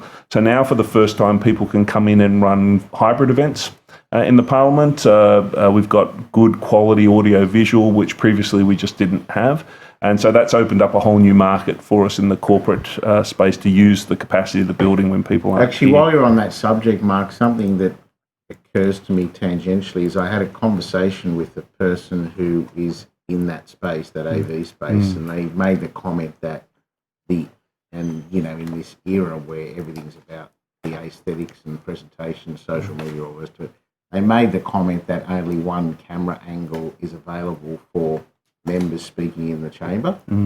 So if you want a different angle, despite there being, six cameras, you can't get it because of the multiplexing's not there. Yeah, so that's been improved with the more recent changes that we've made. Right. But you're right, each of the camera angles focuses on a different area of the chamber, so we can change it to a certain extent. We've traditionally had camera operators. They have much more control of the cameras than they've ever had before. And the other thing you would have noticed is we also have audio operators now in the chamber. So the days of the president, not this president, of course, but the president forgetting to turn on the microphone or a member speaking for a few minutes with nothing, that's all behind us now. So the new systems that we have significantly more control for the camera operators and the audio operators to make that better. But it is true that each of the cameras does focus on a particular area of the chamber, and so there would be some angles that would be hard. I think I made an inquiry with one of the tech guys, and the response was that they could do it, but it would be trickier. It's a bit of a cost because you've got to get new equipment for the multiplexing. Yeah, that's right. And we are, and certainly if you use any of our, either in the chamber, the committee hearings or the function spaces, we are always looking for feedback. We've tried to take our best estimate about what people would want. But we are getting that kind of feedback coming back where people want other angles or different ways of doing things, and we'll continue, as Mr. President said earlier, we now have a better funding arrangement for the ongoing maintenance of the building, and so that gives us the capacity to make those changes as we go along, which we wouldn't have previously. As you would know, many a times in the past I would have said, well, we'll put a funding bid in, but who knows whether it would get up or not. But now I can say we can schedule these things as a part of our ongoing situation. So, great to hear. Yeah, in terms of, I know I've asked this question historically, access to the carvery for the staff. Yeah, that's a good question. So we have been looking at that recently. I was talking to the catering team about this about a week ago.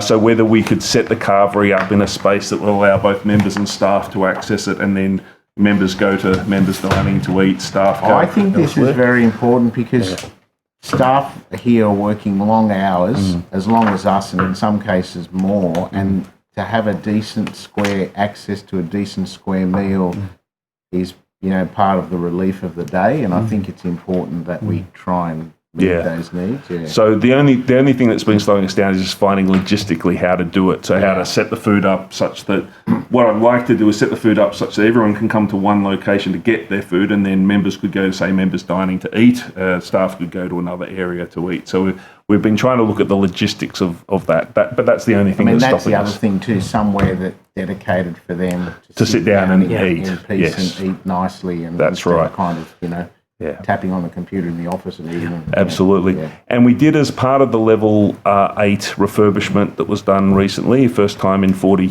years the space was refurbished, we did create better arrangements so that people can eat away from their desks as a part of that, the parliamentary staff, but we do want to find options for people more broadly than that as well. As I say, it's primarily been a logistics exercise. And I am conscious of, there's only a minute before, can I take the opportunity just to highlight something with catering, given that we're on catering? Well, just quickly, by popular demand, before are we done on this bracket, are we? We are, So it's unfortunately, 15. Mr. Just the Wednesday night special at the Strangers, I've been asked for a special request. It's very popular. So is it possible we could bring that back? Yes, absolutely. Yeah, that's no problem whatsoever. And I would just mention that last year our chef, Vanessa Harcourt, won the 2022 New South Wales Chef of the Year Oh, wow. in the Restaurant and Catering Association. And this year, in 2023, the Strangers Restaurant won the 2023 New South Wales Best Contemporary Australian Restaurant Formal Award at the Restaurant and Catering Host Plus Awards for Excellence. So Now go to the national finals representing New South Well, Wales. you got to market that. yes, we absolutely will be. So, and as the president said, they'll be in the national finals for that. So that was the New South Wales award that we won. We'll be in the national finals next week, I think. So I just really wanted to highlight the fantastic work that Lee, Vanessa, Carlos and the team are doing in catering. It's not just us internally saying they're doing a great job, but getting these kinds of external recognitions, I think, is absolutely fantastic. And I should confirm that the communications, engagement and education team are already looking at how to market not only this achievement, but the restaurant in a substantive and appealing way.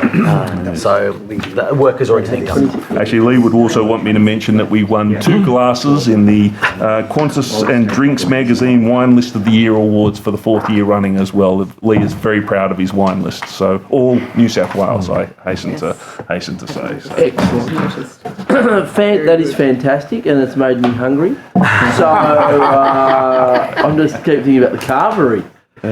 So the time being 3:30, we're going to have a 15-minute recess. We'll reconvene at 3:45 with the government having 25 minutes of questions left, and then it's over to the opposition. So we'll see everyone back here at 3:45. There is some afternoon tea. Thank you. Okay.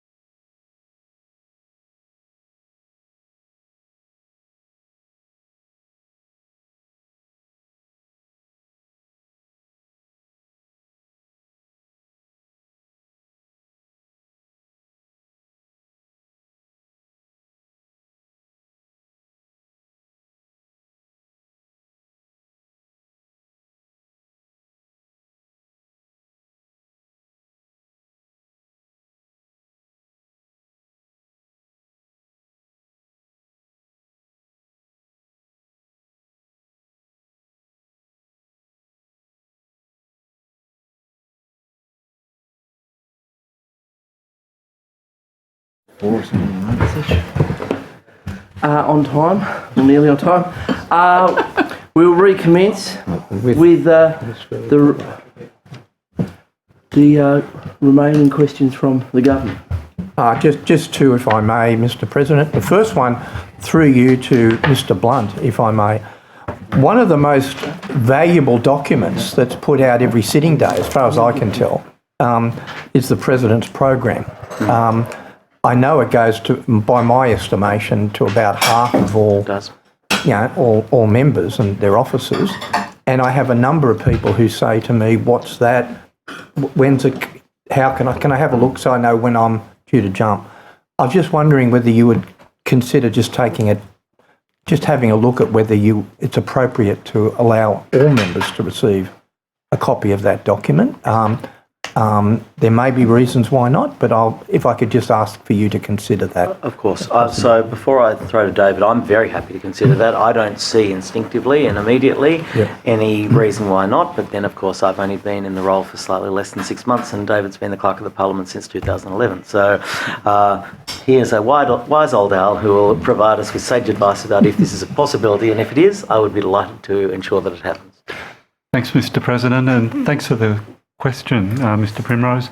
And I'm glad that members find that document of assistance. A lot of work goes into its preparation.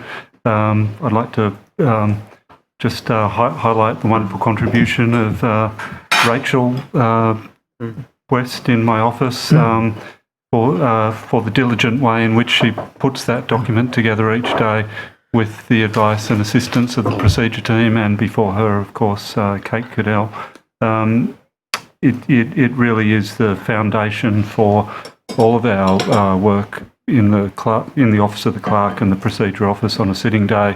The minutes of proceedings flow from it, and it's a really critical document. It does go to each of the ministers' offices, it goes to the Leader of the Opposition, it goes to the whips, both government and opposition whips, it goes to temporary chairs of committees. So as you say, it does, if you add up all those members, it probably is about half the members in the House as well as Hansard and so on. So yes, I'm very happy to take that question on notice. I would just like to check in with the procedure team as to whether there's any reason that they can think that it should remain a document for those office holders. It is designed to provide the procedural terms that need to be used, particularly at the beginning of a sitting day, in dealing with formalities in a proper manner. And that's why it's always gone in the past to those specific office holders who have a role in the use of those words. But yes, I'd be very happy to take your question on notice. It would actually make life easier in some ways for my office if it did go to all members rather than just the specific office holders, because of course the list of recipients currently has to be updated every time there's a change of office holders. So sending it to all members would be far more straightforward. So thank you. Thank you. That's what we're here for, to make life easy. And you succeed, Mr. Primrose. Can I just add one final comment on that? President. Look, one of my underlying predispositions regarding this job is that I would like Parliament to be demystified for everybody, which includes for members of Parliament. And for members of Parliament, particularly for new members who see for the first hour of the day all of these things happen and must come as quite a blur. Anything that we can do in order to achieve that end, I think, is good. And so I support the intent of the question. But with Thank you, Mr. President. And can I also, I think, talk on behalf of everyone on the committee to say how much we appreciate the work that's done by the Procedure Office and the Clerk's Office, and indeed, all people who provide us with such a great service, including the committee secretariat. So we, as I said, I think people really value and really appreciate the effort that goes in. But can I get onto my second question now? Please. You may recall an incident where one of my colleagues, who was a minister, was actually caught in a lift on their way to question time. I was wondering if you could maybe tell us what's actually happened, if anything, in relation to ensuring that ministers are not trapped in lifts in the Parliament. Or anyone. Well, it depends. I won't necessarily extend the question. And don't say we're keeping Wes away from the engine room. All members are very welcome near the engine room. Look, we actually had this discussion before, obviously before estimates, talking about what the likely questions were to come up, and I think the one that every single one of us agreed was likely to come up was this, in fact, exact question. Here to please. So, yeah, look, it is, obviously it's true. And the need to address the ageing infrastructure of the Parliament, as I spoke to, I think in answer to Mr Rath's question, is clearly something that needs to happen. And the lifts have been identified as something which is at the top of the list in terms of urgently needing replacement or upgrade. For a range of reasons, most of the components are over 40 years old of the lifts, and obviously they're prone to frequent breakdowns. I'm sure that everyone, even if they weren't trapped in the lift, have had that very scary moment where the doors have gone very they've closed very slowly, or then they don't open again for quite some time, and so on. We know that the lifts are a major part of the Parliament's infrastructure, and we understand, obviously highlighted by Minister Jackson, that any disruption to the lifts is actually potentially critical to the operation of the Parliament, and so therefore there's just no option, but it must be. It must actually change. So our commitment is to improve the technology and the performance and the efficiency of the lift with modern structures. So we are upgrading both all the passenger lifts, which are lifts 1 to 5, and the goods lifts, which are 6, 7 and 8. There will be new lift openings and landings on level 5 for lifts numbers 2 and 5, and on level 7 for lift number 7. There'll also be new lift interiors forming part of this upgrade. But an important point, before I throw to Mark for further detail, an important point that I wanted to make is that there will only ever be one passenger lift and one goods lift upgraded at any one time. So we're not suddenly going to find that 4 of the 5 lifts are suddenly out of action, and that then causes the exact problem that we're trying to resolve. So there are some initial overarching facts, but Mark might have some extra comments to make. This has been an issue for quite some time, and just in a broad sense, I would say that while we've had some wonderful progress in the last few years in fixing things like the roof membrane and the work we talked about earlier at the front of the building, there is still a significant infrastructure backlog 40 years since the tower block was built, and persistent underinvestment for that whole 40 years, and that's resulted in areas of equipment that still is a lot more work. So I did want to start by saying, recognising and acknowledging, not just with the lifts, but with quite a bit of the infrastructure that underpins the Parliament, there's still much more work to do.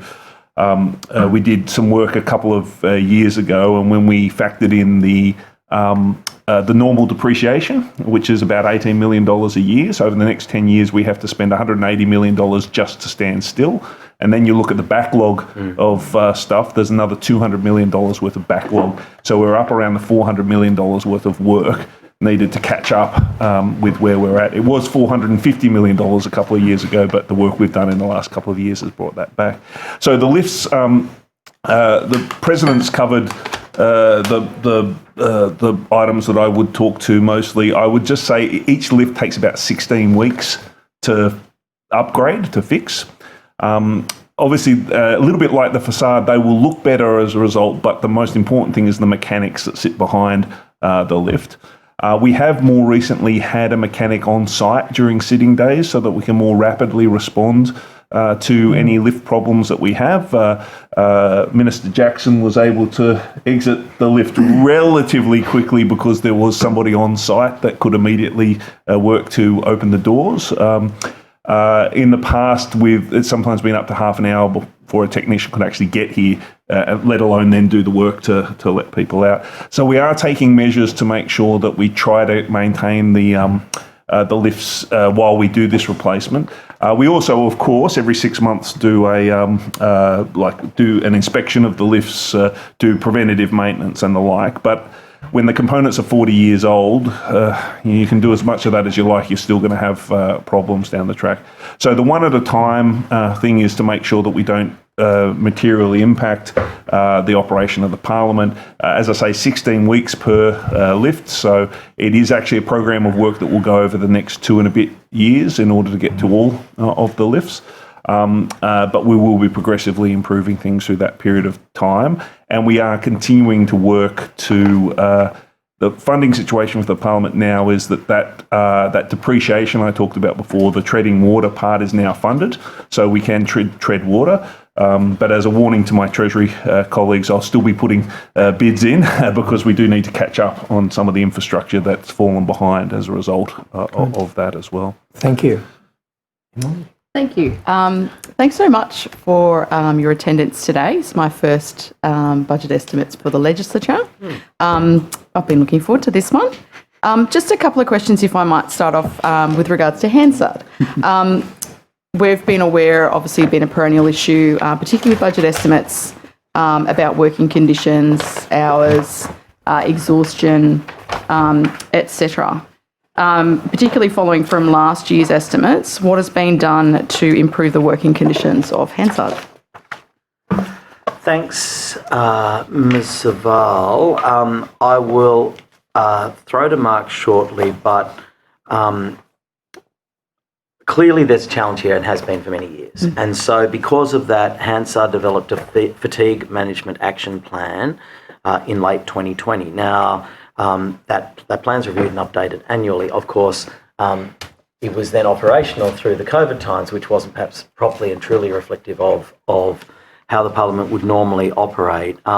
There are a range of things that are part of that plan, which I'll let Mark speak to, but the underlying point is that we want it to be more flexible, and we want to ensure that Hansard staff who just do a power of good and who are, if there is a backbone of this place in terms of what our fundamental responsibility is, which is passing legislation and governing the state and having an accurate record of that, then that backbone is Hansard. And Mark spoke before about the increase in the number of hours.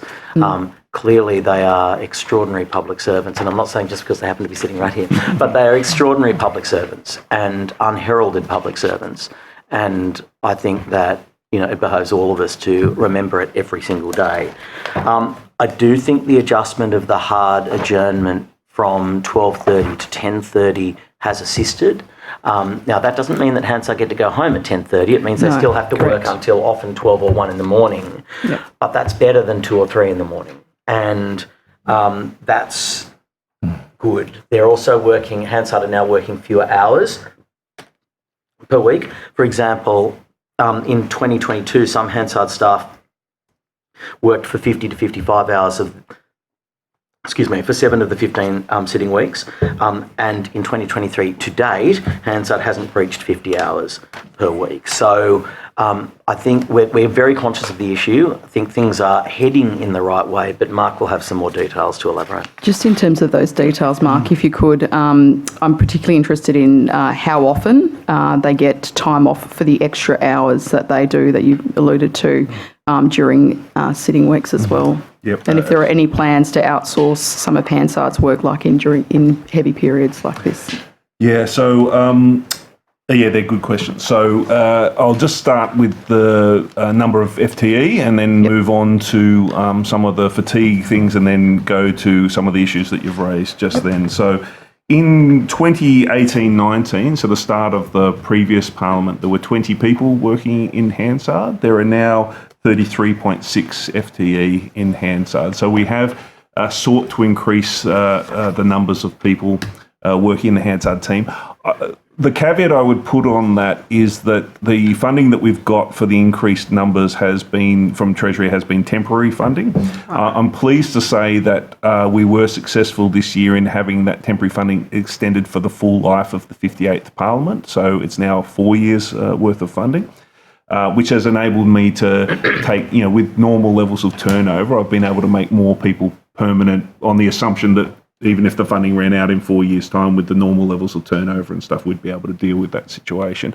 But it's not permanent, and I will keep going back to Treasury on that front until it is permanent funding, and I can make everybody permanent in that kind of space. So that is, I did want to acknowledge that while we have been successful in getting that money so we can hire more people, it's not been, I'm not quite at the end of that journey, given the temporary Mark, nature. can I just ask just a follow on that? In terms of the proportionality with, so you've had an uplift in demand. Yep. Have you got any comparisons with the uplift in demand hours versus FTE uplift?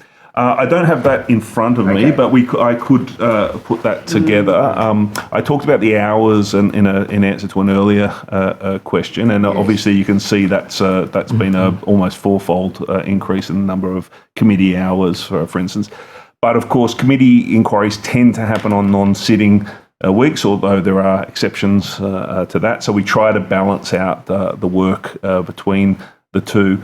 Prior to 2019, because committee activity was a lot lower, we actually had a situation where people weren't as utilised in the non-sitting weeks, but that is a period of time that is well behind us now, and pretty much people in the Hansard team are busy all year round now. And can I just explore something related in terms of the interface of evolving technology? We're talking about AI, right? Yeah. So I just, like, the elephant in the room is there'd be a lot of fear out there about AI supplant, and you've given evidence historically on this where your view is that sure, but it doesn't necessarily come at the cost of permanent employment. In fact, we can maintain, if not increase employment, plus use the technology to lift productivity. Is that pretty much your view still? Yeah, it's so very similar views to previously. I would acknowledge that since the last time we talked about this in this forum, the obvious thing that has come more to the fore is things like generative AI and chat GPT, which was not a feature, I think, of our last discussions. So we are keeping an eye on that, but at this point, the accuracy of the systems that I've seen around transcription are not at the level that we would need them to be to even really contemplate incorporating that into even into our workflow. As you know, it's not just a transcript of what everyone says. Otherwise, all these ums and ers that I've thrown into the last few minutes would be faithfully recorded. It's an edited transcript, and that expertise that the Hansard team brings into what parliamentary what a parliamentary transcript needs to look like has traditionally not been something that technology has been able to replicate down the track. But we have been doing things like with the captioning system. The primary purpose of the captioning system was to was so that people that or either people with a disability that the captioning would be good for. It's the accessibility of the Parliament's process. It's also so that people in loud environments, so you would see we turn on the captioning in Cafe Quorum, for instance, so if you're in a loud environment, you can see what's happening. But the third area where we use the captioning is that it does go through to the Hansard people as an additional source of information to help with the I process. guess if I'm a member in Hansard, what I want to know is, given the rapid acceleration of this technology, and you can imagine a day in a not too distant future where it's potentially supplanting human beings, do I have job security? Yeah, and that's a very reasonable thing to be concerned about. When we last talked about this, I'll be honest, I didn't anticipate generative AI, so I know anticipating what technology will look like in the future can be a bit of a mug's game.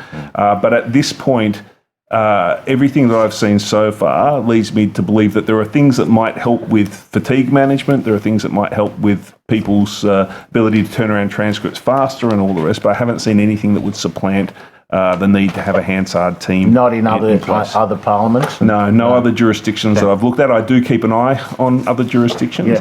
The English Parliament has done some work with AI and transcription generation, but the accuracy of it was sitting, last time I checked, was sitting at around 85%. So it's just not where it needs to be.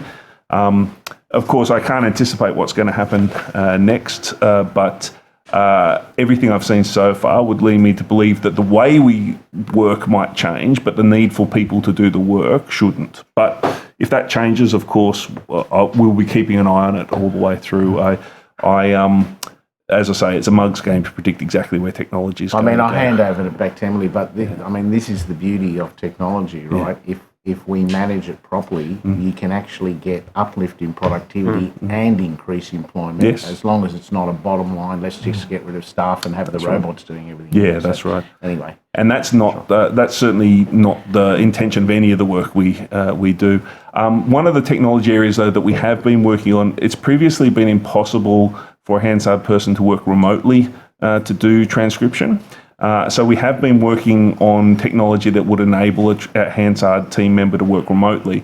You can imagine that would have some benefit. For instance, if you could go home over the dinner break and then do the transcription through the evening from home, and then rather than at 1 o'clock in the morning have to step out onto Macquarie Street and get a taxi or whatnot, but be able to then just go straight to bed. From a fatigue management point of view, I think there are some real options there. And I know the team's been testing that. We want to make sure the technology is reliable, can work all the way through, but they're the kind of technology things we're working on to try and deal with those fatigue management issues. While we've made great strides in fatigue management, I would not say that Hansard is a very busy job. There's no doubt about it. And the team does fantastic work. So anything we can do to try and invest in the things that will help with fatigue management, help people be able to work where they need to work, how they need to work, is good investment from my point of view. Following on from that, I suppose the line of discussion and looking at what other parliaments are doing and the issue of fatigue management more broadly, it strikes me that one of the best things we could do to address fatigue management would be to not have people here until 1 a.m. in the morning. And so you're obviously acknowledging the work that's been done and the improvements that's been done in terms of having the harder German in place. Are you aware of any other parliaments or work that's being done whereby there is a harder German that is earlier or an alternative to a harder German such that it's Hansard staff, indeed all staff, as opposed to going home and having dinner and then, recontinuing work until 1 a.m. could in fact actually go home and have dinner and just have a break? Yeah, no, really, really good question. So there are some parliaments that have earlier hard adjournments. I can't list them off, I didn't bring the information along, but that certainly does make a difference if you've got... I've seen it referred to in other parliaments as family-friendly hours, so finishing more in the 6 to 8 o'clock range than at I've seen our hours referred to as family-friendly as well, which I would hotly contest. I would hotly contest that they are family-friendly. I would agree. So yeah, that obviously can have a big difference moving through. I guess the other thing is, one of the reasons why the team is still here at 1 o'clock in the morning on a night where there's a 10:30, a Heart of German at 10 and obviously rising at 10:30 is the requirement to have the transcript, or draft transcript, ready within 3 hours of the spoken word. Now, one of the things that's a possibility that other jurisdictions have looked at, if you are generating a caption transcript, which is more of it's more verbatim, it's not edited in any way, shape or form, does that form... So currently there's the draft transcript and then the final transcript kind of process. Do you introduce, and some parliaments have looked at introducing an earlier stage, which is the verbatim, like caption transcript. So, and also combined with Parliament on Demand. So why do we produce the written word within 3 hours so that if, for instance, there's debate happening in the Legislative Assembly and you know that you're going to have to debate the same legislation in the Legislative Council the next day, you want to see what people said in preparing your remarks going forward. Now, if you can look at the Parliament on Demand system and you can see a copy of the unedited transcript, is that enough such that you don't need the edited transcript overnight within 3 hours? Now, I'm not saying it is or isn't, but other jurisdictions are asking those kinds of questions. What is it that members need in the moment versus... Now, of course, we eventually need an edited transcript and it becomes the record, as the President said, down the track. But why produce it within 3 hours? And if there's an alternative way for you to get what you need as a member that doesn't require the edited transcript within 3 hours, perhaps that's a way of handling fatigue, such that then Hansard can then, through normal business hours, continue the process of editing until the point where they catch up. So they're the kinds of things that we've been looking at what other jurisdictions are doing. I do keep a close eye on what other jurisdictions are doing. I think there's some really interesting stuff in that space. I haven't drawn any firm conclusions yet, but they're the kind of things that I've been looking at. So yeah, I think there are options out there, but it would involve a conversation with you all about what you need that night versus what you need within a day versus what you need within a week down the track. I'll just add one final point is that under the Hansard Fatigue Management Action Plan, every Friday of a sitting week is mandated to be a recuperation day where Hansard staff don't have to work, which I think is another important step forward. If I could just add to the answers already given, it's a really important set of questions that you're asking. I know the series of questions is focused on Hansard, but issues of fatigue management apply to all the parliamentary staff, all of your staff, and indeed to all of you. And there have been questions at previous budget estimates hearings for the legislature which have gone to issues around members' work health and safety when Parliament sits very late. I'd be more than happy to take on notice, if you wanted me to, a piece of work to gather information about the current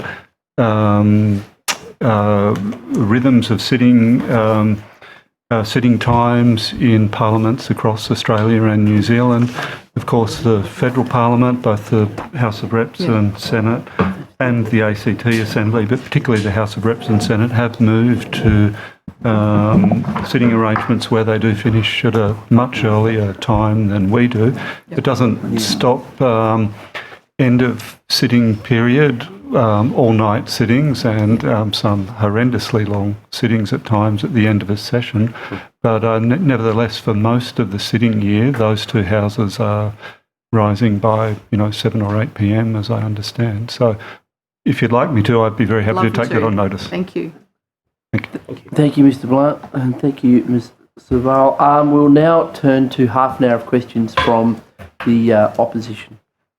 Thank you. I wanted to turn to cybersecurity. I've seen there's been quite a few upgrades or improvements that have been sent through to us via email. I was wondering if you could provide an update on what upgrades to our cybersecurity framework have taken place over the last financial year. Might throw straight to Mark on that. Yeah, no, absolutely.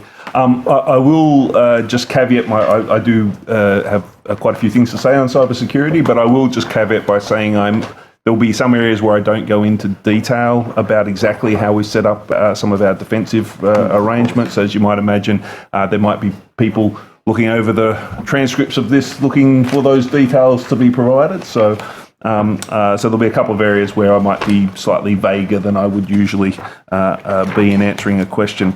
As you know, cybersecurity is an arms race. As quickly as we make improvements in our defensive capability, there are improvements in inverted commas coming in people's capacity to attack, and parliaments have in the last couple of years become areas of focus for some of those attacks. So this is a very real issue for this parliament and for all parliaments across Australia and New Zealand.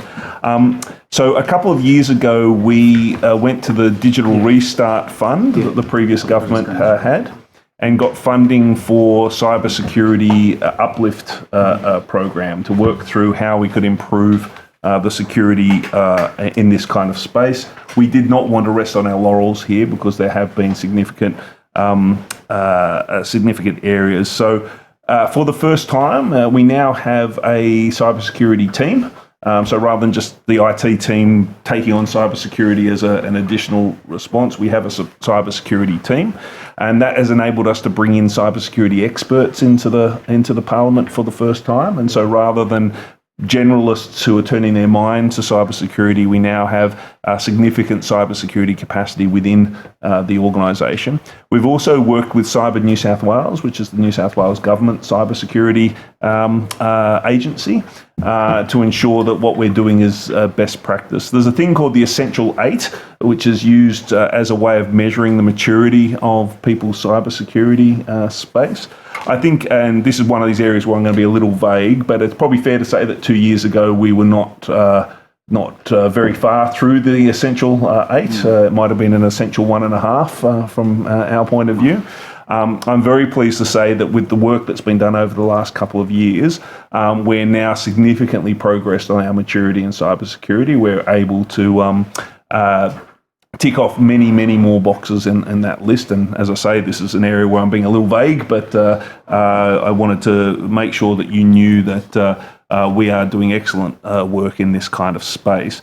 However, it would be remiss of me not to remind everyone that the attacks are getting quite sophisticated. If I take a non-parliamentary example, with another hat on, I'm the New South Wales President of the Institute of Public Administration. And 2 weeks ago, we appointed a new National President of the Institute of Public Administration. 3 days later, I got an email to my home email address saying, "Hey, Mark, it's Andrew, the new president of IPA nationally. I'm out on the road at the moment. Could you, if I send you through some invoice details, could you just pay a bill for me, and I'll make sure that the team back in the office sort of make sure you get repaid." Signed, Andrew, National President, the Institute of Public Administration. This was within a week of him being elected to that role. And as valuable as the Institute of Public Administration is, it's not exactly, it wasn't front page news that he had been appointed to that role. That's the level of sophistication we're starting to see in how rapidly people gather information from the public domain to target attacks. So that's an example of phishing, sometimes called whaling if it's a big enough fish. Yeah, that's right. I have been described as a big fish under many occasions. So you didn't pay that $100,000 bill? No, I did not pay the $100,000 bill. I did tweet that there may be an issue there and double checked on it. But I just wanted to say it's just incredibly important that we're all aware of those kind of things and take our own precautions. The other thing I thought I'd mention, just recently you would have noticed that we instituted a new mail screening service called Mimecast. That now gives you control over whitelisting and blacklisting people sending things through. So one of the issues with our previous mail filtering service was that it works on these mail filtering services essentially assess the credibility of an email address. So if you've got a at Gmail style email address, that has a certain level of credibility because anyone can set it up, versus say something that comes from an institution like a .nsw.gov.au email address has a different credibility. And what members were finding is that some emails from constituents who come from perhaps a less credible were getting stripped out automatically by the mailing system. Cannabis party. Yeah, well, yes, exactly. So the new Mimecast, the new mail screening service, is much more sophisticated than the old one. So it is Has that been rolled out to all Parliament email addresses? Yes, that's right. So you might have noticed that you're starting to get emails that say, "Hey, we're holding an email for you." Filters are working quite well. That's right. And but also you can go in and say, "Hey, this email address is actually from a constituent who I know and trust, so I wish any emails from them to be sent through." You didn't have that capability before. And with Mimecast, so that's not set up for like personal email addresses, for instance. No, it's only for at parliament.nsw.gov.au. That's correct. Are you aware that a member is not using their Parliament email address, but instead using a personal Gmail account? And are you aware of, or do you have any concerns about the cybersecurity nature of that? So members are. I'm sorry. Did you? No, please. No. So of course, members are free to use whatever technology and whatever contact details they choose to. And obviously, if any member moves outside of the environment that we provide, our ability to ensure security, we we don't have that ability. But we are taking feedback from members about where we can enhance our capability to ensure that using our systems is convenient. And I do recognise that sometimes in our desire to provide a secure environment, we can decrease the convenience of the use of our technology, and we are trying to find ways of ensuring that all members have the ability to use the parliamentary environment and the more secure environment by listening to the concerns that are raised with us and trying to deal with those concerns moving forward. Are there any guidelines regulating what email addresses we can use as members of Parliament? I mean, I assume that the same protections that are afforded to the @Parliament email addresses aren't afforded to a personal email server. So those protections you're talking about before regarding emails from constituents that might not actually be constituents, they might be phishing emails, isn't available to a personal email server, for instance. That is correct. So anyone who sets up an environment outside of the Parliament's environment would have to take into account those security concerns themselves. You can obviously try to set up a system that does mimic the level of security that we have, but we don't have any visibility of that. And any guidelines about the emails that we can use, email addresses as MPs, or if you want to take them on notice? No, I will take on note just in case I'm missing something, but as my understanding is that that a member can choose to use any email address if they like. We provide a service. You can choose to use it. You could choose to do something else, but we lose the capacity to guarantee anything in the way of security if you use something outside of our system. Thank you. I'm just going to return back to where I was previously, Mr. President. Did you or the security team make the decision to restrict access to your corridor? So the security team came to have a look at the access points after I was elected as the president, and sometime after, I can't remember the exact date, and certainly were of the view that it should be restricted, but I was the one who made the decision that it should be restricted. Okay. Mr. President, given that you are responsible for the implementation of the Broderick Review and have a potential conflict of interest, should any actions be considered inappropriate, did you seek an independent review of your actions undertaken in relation to this complaint? And if not, why not? No, I was very comfortable. I mean, I think that obviously these things you've got to deal with each of them as they come, right? And by their nature, they're going to be bespoke, and they're going to be different levels of potential broader ramifications. So I was comfortable that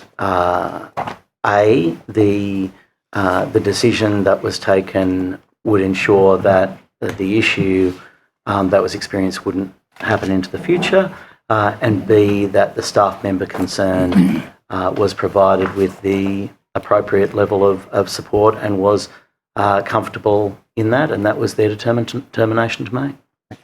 Mr. President, were you aware of the Premier's comments in the Legislative Assembly during question time related to Mrs. Bronnie Taylor's request for her position to be recognised in the same way that the current leader of the government had her position recognised through a regulation change? Yeah, so the leader of the government?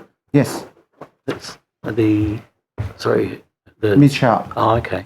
Ms. Sharp had a regulation change by then Premier Gladys Berejiklian to recognise her change in position. I didn't know that. Yes.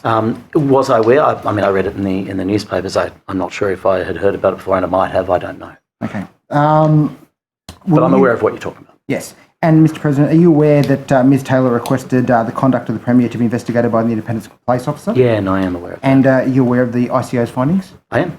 Okay. Mr. President, do you believe you have a duty of care to the members of the Legislative Council? I do. Yeah, and I try to fulfil that duty of care as best I can with not only all members of the Legislative Council, but staff members to those members, and also staff members within the Department of the Legislative Council and within the Department of Parliamentary Services. Okay, that's really good to hear. So, Mr. President, in that respect, then, are you aware that Ms. Taylor was forced to file a second complaint related to stalking and intimidatory behaviour? I didn't know that she'd filed a complaint with the ICO.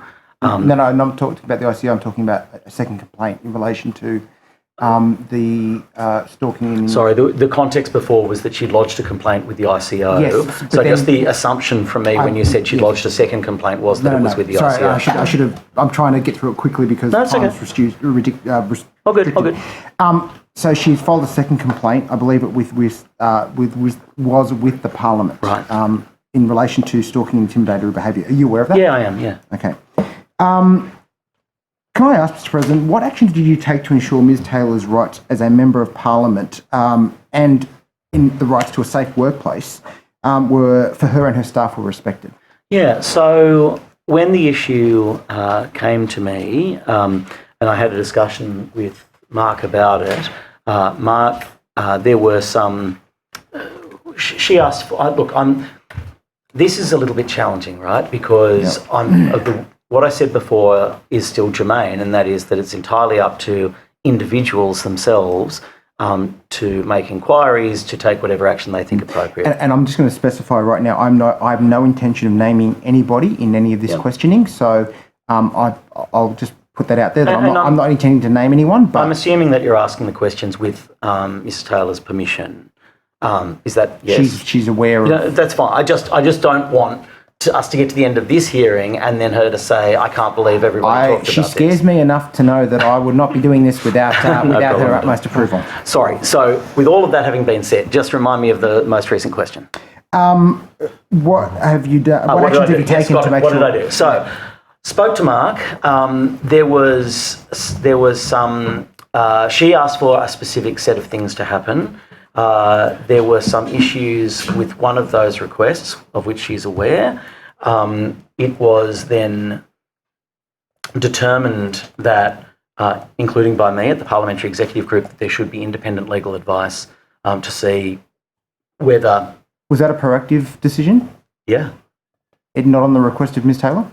I can't remember. I mean, she may have said... Because it's my understanding, Mr. President, that... it was originally provided to Ms. Taylor that her second complaint, the investigation was to be discontinued and was not upheld, and it was only on her requesting independent review. No, I remember that. Quite true, but I wasn't involved in that first determination, by the way, in no way. So when we heard about the request for an independent review, that's when we looked at these other issues. That's when we talked about the Parliamentary Executive Group and determined to get some independent legal advice, which we did, which then was received late yesterday, and I believe the clerk has had a couple of conversations with Mrs. Taylor since that time. So did you seek to understand why there was a discontinuation of the original complaint? Like, were you aware? That I was aware, and I understood the logic behind it, and I thought the logic was sound. But I also understood her position, which was that she believed that it was appropriate to have another look, which is exactly why we took the decision that we did, to check to make sure the validity of the decision legally was upheld. And as I said, the determination came back late yesterday. So, Mr. President, you are aware that the Parliament obtained that legal advice and subsequently then that legal advice upheld, I guess, in effect, Ms. Taylor's complaint, which meant that the CCTV recorded could be used to identify the perpetrator, and that perpetrator was shown to be a Member of Parliament. I am aware of that. Mr. President, were you aware... Well, I would just say one quick caveat. I'm not sure that the legal advice upheld the complaint, but it upheld the fact that the CCTV footage could be used. Which was, I believe, part of the complaint. Sure. I'm just... Yes. Yep, in terms of just clarity. Okay. Mr. President, were you aware the decisions not to proceed was in part formed on the basis that parliamentary privilege extended to the member that was captured on CCTV? Would you like to address that, David? Mr. Bang, I don't want to use up your time, but this is an important point to make. It is complex, so it will take a couple of minutes. When Mr. Webb's team reviewed the relevant CCTV footage, and when Mr. Webb was informed that it was a member who appeared, he was then obliged under the Parliament CCTV policy to consult with me in relation to any issues of parliamentary privilege. The matter was not concluded at that time on the basis that there was a matter of parliamentary privilege. Quite the contrary, it was because of the complexities around the Parliament's CCTV policy and my concerns. I would have to say my very cautious position in relation to these matters in connection with the use of CCTV footage in relation to any member of Parliament.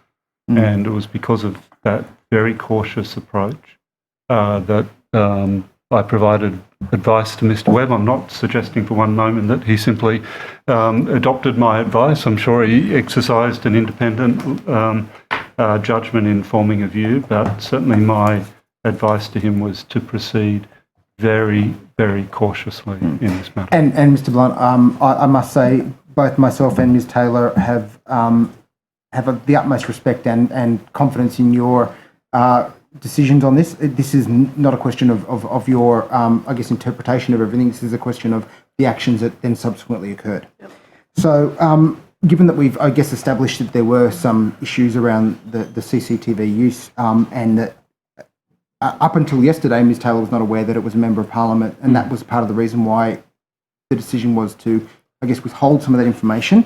Mr. President, given that you and the Speaker are responsible for implementing the Broderick Review, and you would have been made aware of the complaints made by Ms. Taylor and the subsequent investigation, which initially resulted in the discontinuation of that investigation, what steps did you take to make sure that Ms. Taylor still had a safe workplace? Yeah, so I ensured that when the determination was made by Mr. Webb in consultation with Mr. Blunt, Ms. Taylor then asked for a review of that. That was considered by the Parliamentary Executive Group.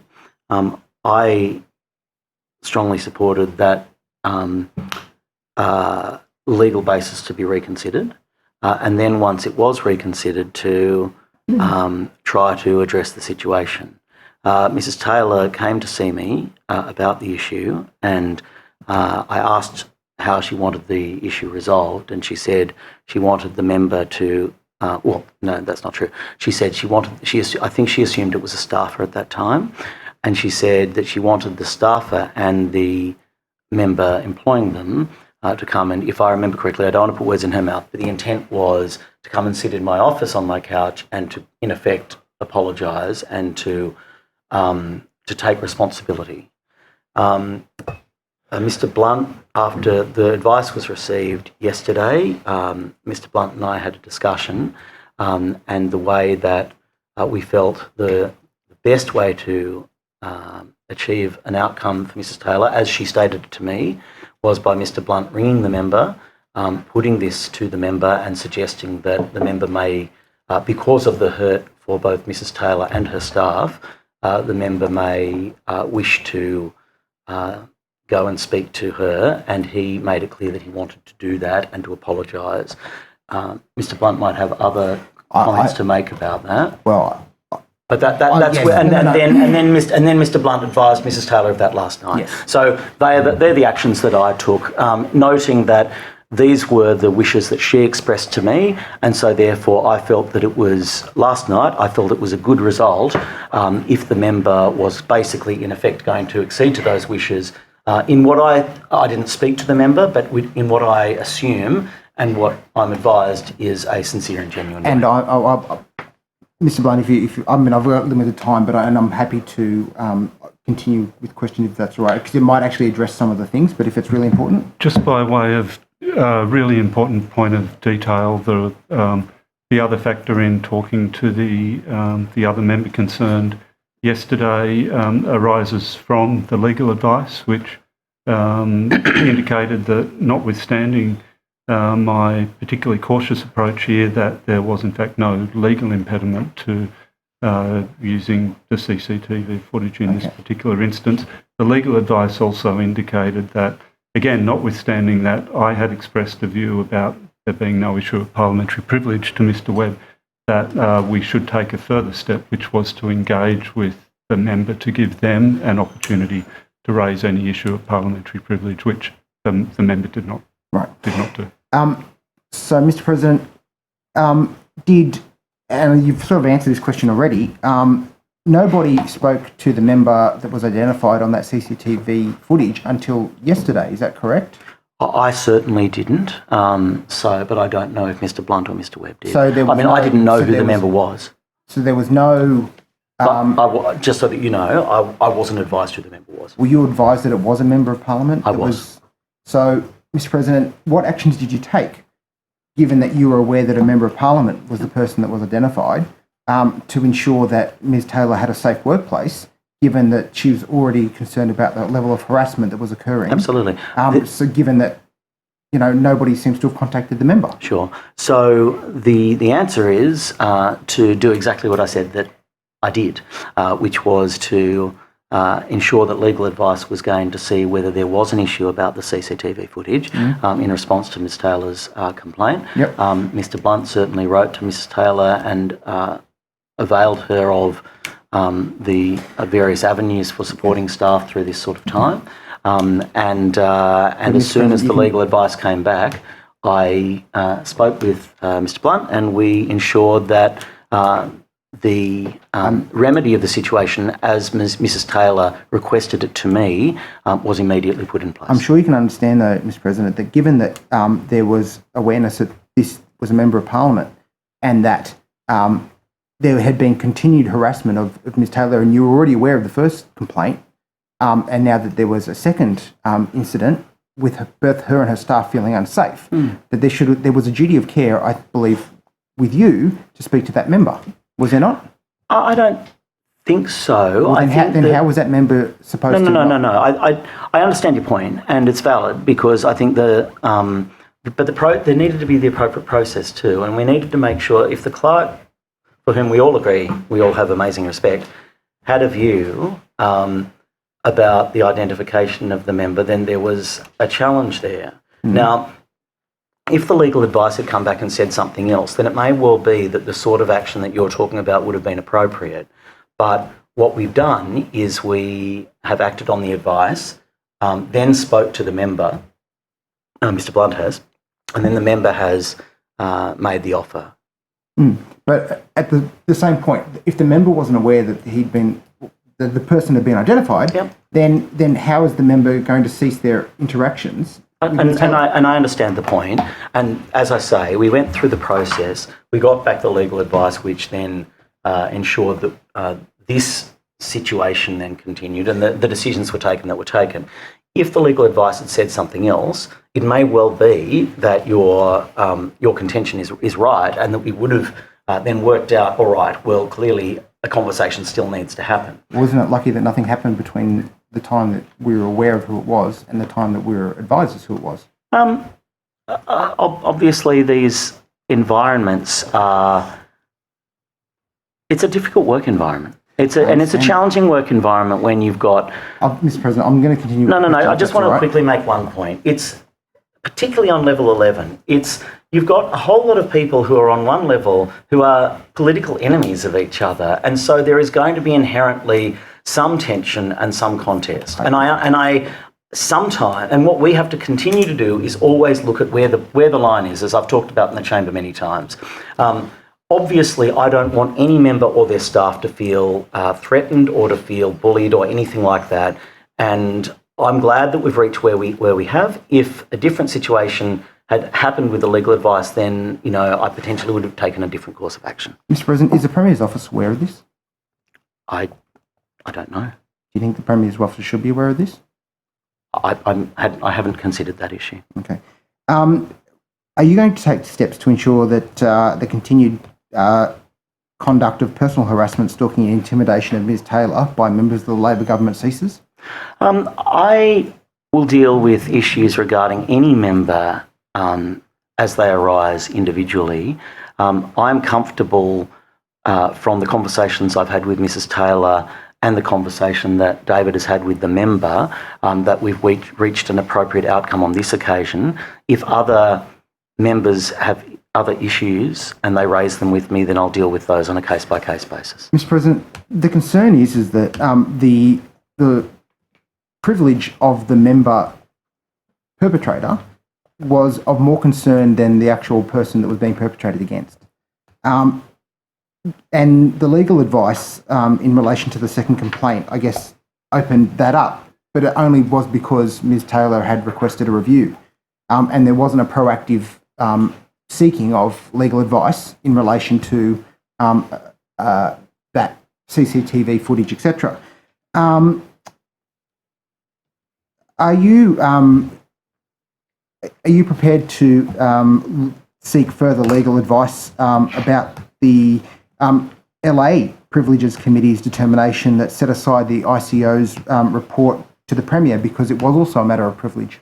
No, I think that obviously there's a Committee of the Houses issue, but I think also clearly the Legislative Assembly's Privileges Committee acts as the Legislative Assembly's Privileges Committee, and I don't think it's appropriate for me to delve into that space. Because the ICO was quite clear as to their view of the Premier's conduct in relation to Ms. Taylor, and it's only because of the fact that the ICO's report was deemed to, I guess, impinge the the privilege of the Premier that hasn't been acted upon. Yeah.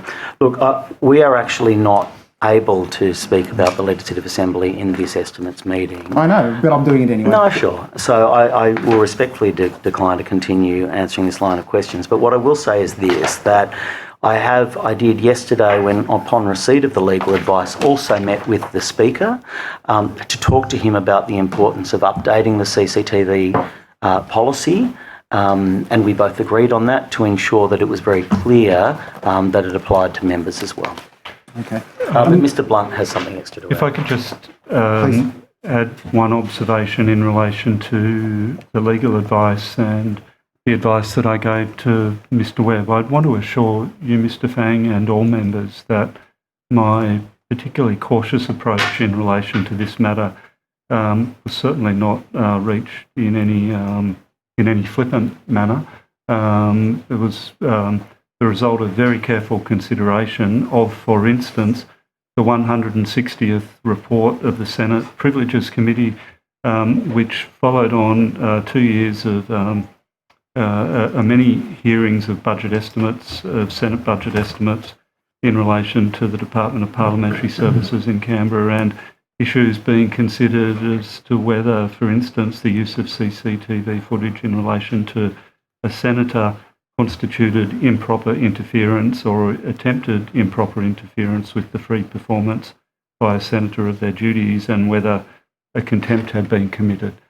These are really serious matters that need to be handled carefully and delicately for the protection of the institution as well as all members within this institution. And I'll reiterate, Mr. Blunt, certainly speaking to Mrs. Taylor, and I know from my own view that we do not believe that there's any issues in relation to the advice you've given. I still have further questions, but well, you will have if you want them. There'll be an opportunity after the government for more questions. Okay. So we now have half an hour of questions from the government. Thank you, Chair. I wanted to ask a few questions about the Broderick review. Yes. If you could please update us on where we're at in terms of implementing the recommendations, what more needs to be done, and how can members and staff feed into that response and also feel like they're represented in that process? Sure. So I'll make some comments to start with, Sure. and then Mark may wish to continue to make a few more. Look, we're funding the 58th Parliament is funding work to ensure that the Parliament can comprehensively and effectively address the review's recommendations on leadership and culture, policy training, safe reporting, transparent monitoring and so on. A lot of the work's already underway. The funding which we welcomed is for additional crucial work health and safety support services, the development of significant policies that will be subject to comprehensive consultation from the parliamentary community, and I'll talk about one of those shortly, plus their effective implementation addressing some of the systemic problems highlighted from the review. We also are ensuring that the funding will provide extensive staff training in areas such as complaints handling, leadership and appropriate workplace behaviour. In fact, a pilot session of that happened on the 2nd, 5 days ago, which of the Respect, Inclusion, Safety and Effectiveness pilot training session, which will be rolled out for members to avail themselves of, as well as staff and all within the parliamentary precinct. And of course, the continued work of the ICO, as we previously discussed. This is important because, and again, Mark may have further comments on this, but from my perspective, we have an we had an HR system which was providing the bare bones of what was required, and some of the extra important cultural training and awareness and so forth wasn't provided or as it should have been. And so this funding will actually allow 10 or 11 extra staff to be employed to certainly implement the 31 recommendations of the Broderick Report, including the support services and the training and the monitoring and so on. But also, there will be a broader benefit to the to the Parliament in providing extra well-rounded support, important support from HR. Other things that I have done personally since taking over is that we've done a full review of the implementation plan, and that was with my office, the Speaker's office, and the Speaker and I, along with Mark, his team, members in the Department of the Legislative Assembly and the Department of Legislative Council, including a status of actions by the Parliamentary Executive Group and the new presiding officers. That happened in June. We met with the presiding officers, so Greg Piper and I met with the PAG, the Parliamentary Advisory Group of the 57th Parliament, which was, as you would be aware, I'm sure, a group set up to reflect the experiences and the views of members of the parliamentary community. So some members of Parliament, some parliamentary staff, some departmental staff and so forth. We met with the members of that last PAG to get feedback on the prior experience that they had and the opportunities for improvement.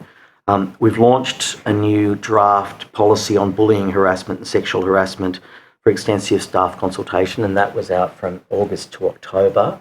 And there were a number of different sessions, both in person, online and so on, where people could provide feedback, and a substantial amount of feedback was provided. The 12-month review of the Independent Complaints Officer by both Privileges Committees, is underway.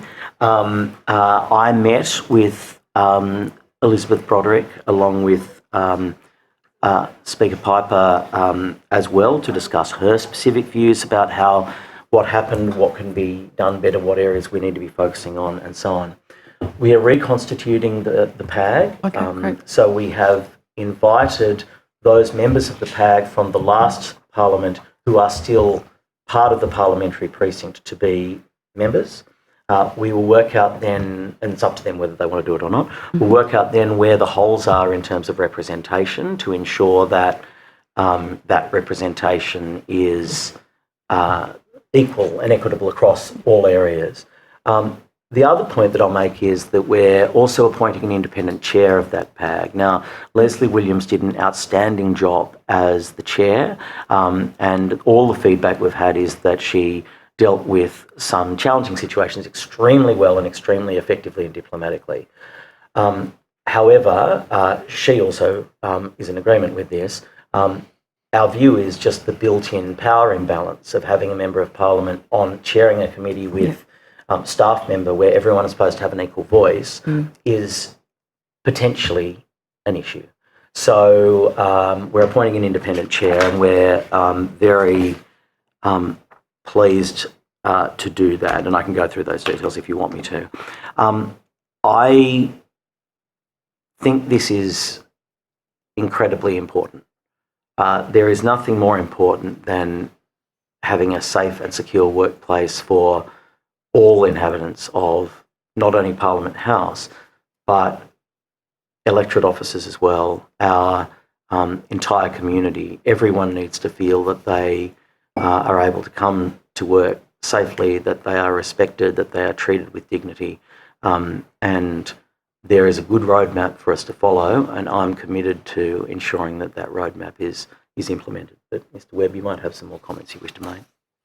I might just add, if without obviously betraying any confidence of the members of the PAG, could you outline for us in any detail or top line statements about what some of their feedback was, and how that's being addressed as we move forward? Obviously, the independent chair is a part of that. That's really welcome news. Very happy to do that. I might, if you don't mind, take that on notice. Sure. I don't want to just throw out words, and particularly because of this sensitive matter. Yes, no, agreed. Thank you. Very, very happy to do that. Thanks. Look, in the interest of time, I'll try not to take up too much time for you, but I did want to indicate that 45% of the recommendations were for bodies outside the Parliament's administration. So just in terms of where we're up to at the moment, I just wanted to highlight that I do recognise that there are things to do outside of the Parliament that Elizabeth Broderick recommended, which I might not cover in my discussions today. We've completed out of the 115 actions we took on, we've completed about 25% of them. Roughly another 25 to 30% are in progress at the moment or haven't started, and the other 45% are the ones that are outside of the Parliament's administration. So, and just to jump in there for a moment, so for example, part of the feedback, and some of those are within the remit of political parties, for example. Right. So part of the discussion with the Parliamentary Advisory Group was about how political parties can fulfil their you can make that responsibilities under, or that we would like them to fulfil under the Broderick review in terms of those 31 recommendations, which is another topic of conversation that we had with Liz as well. Sorry. Thank you. I did want to recognise our original plan probably didn't take the election into account enough. So we had sort of had us running all through the start of the year. But of course, as you would imagine, coming back off Christmas, we hit the blackout period. More people were on the hustings than were focused on what was happening here within Parliament House. And so we did make a deliberate decision to push back the timing of some of the actions, like, for instance, consultation on the policy that's been out in the field recently, until after the election had happened. And also people had a chance to recruit those staff to settle in a little bit. And so one of the reasons, some of the things we were intending to start in February, March, we didn't end up starting until more like July, August. And I did want to recognise that those delays were deliberate decisions to try and make sure. You mentioned before the importance of proper consultation and actually getting people's views, and we viewed delaying and making sure we could do that as being more important than sort of artificially rushing a process to meet an arbitrary deadline and not have that quality of consultation coming through. So yes, quite a few things did push out into this latter half of the year. We also were conscious both of our presiding officers were retiring at the election, so we had new presiding officers coming in. We also wanted to make sure that the new presiding officers had a chance to look at what we were doing as well. I did want to highlight one of the things that the President just mentioned. I do recognise that my human resources team were only funded previously to really do the operational part of HR, i.e. make sure the payroll is run, make sure you get the right paperwork if you're recruiting somebody. And some of the things we were doing as a part of this work is work that you should expect the HR team to do, but traditionally we have not been funded to do.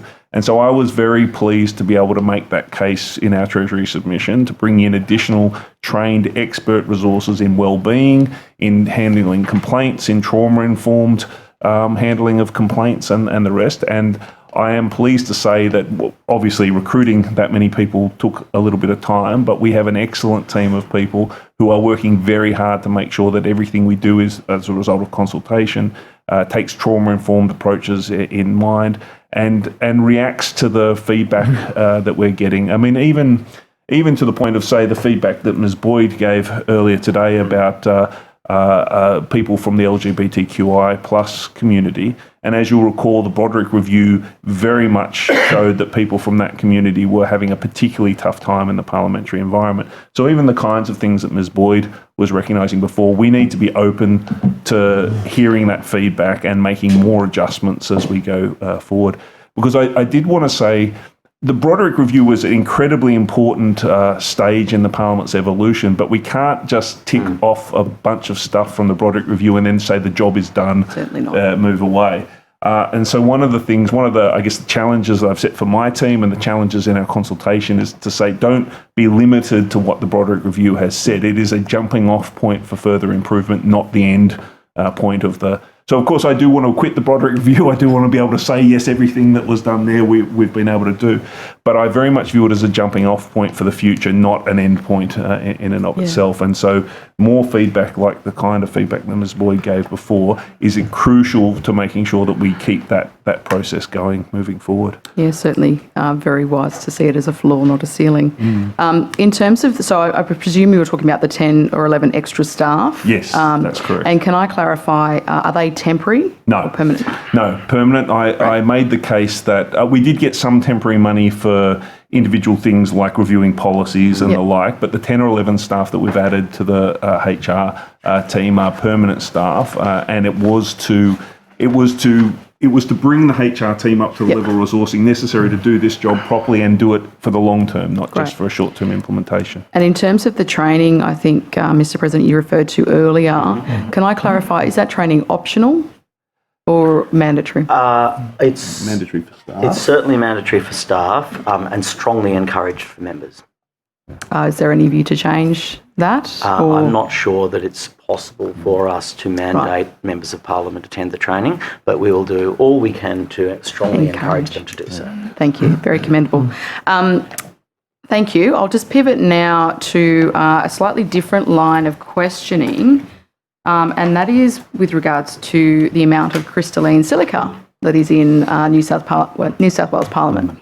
Has there been any work undertaken to audit where there is presences of, I'm thinking engineered stone and or sandstone, because that's obviously a very large amount of sandstone.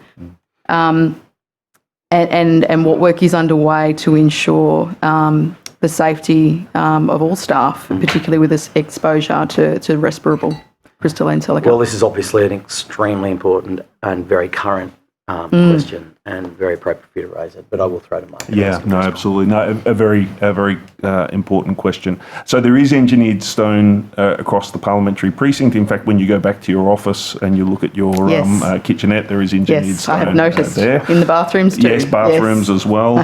Cafe as well, there is engineered stone. So we do have engineered stone throughout the precinct.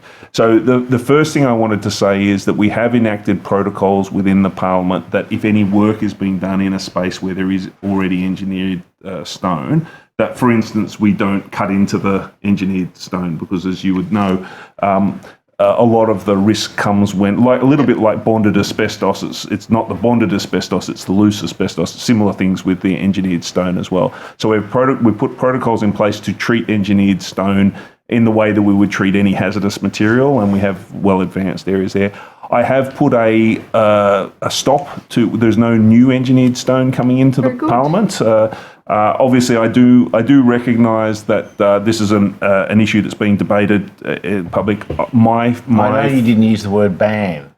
Well, essentially, I have stopped it. You could call it a ban. I came to the conclusion that.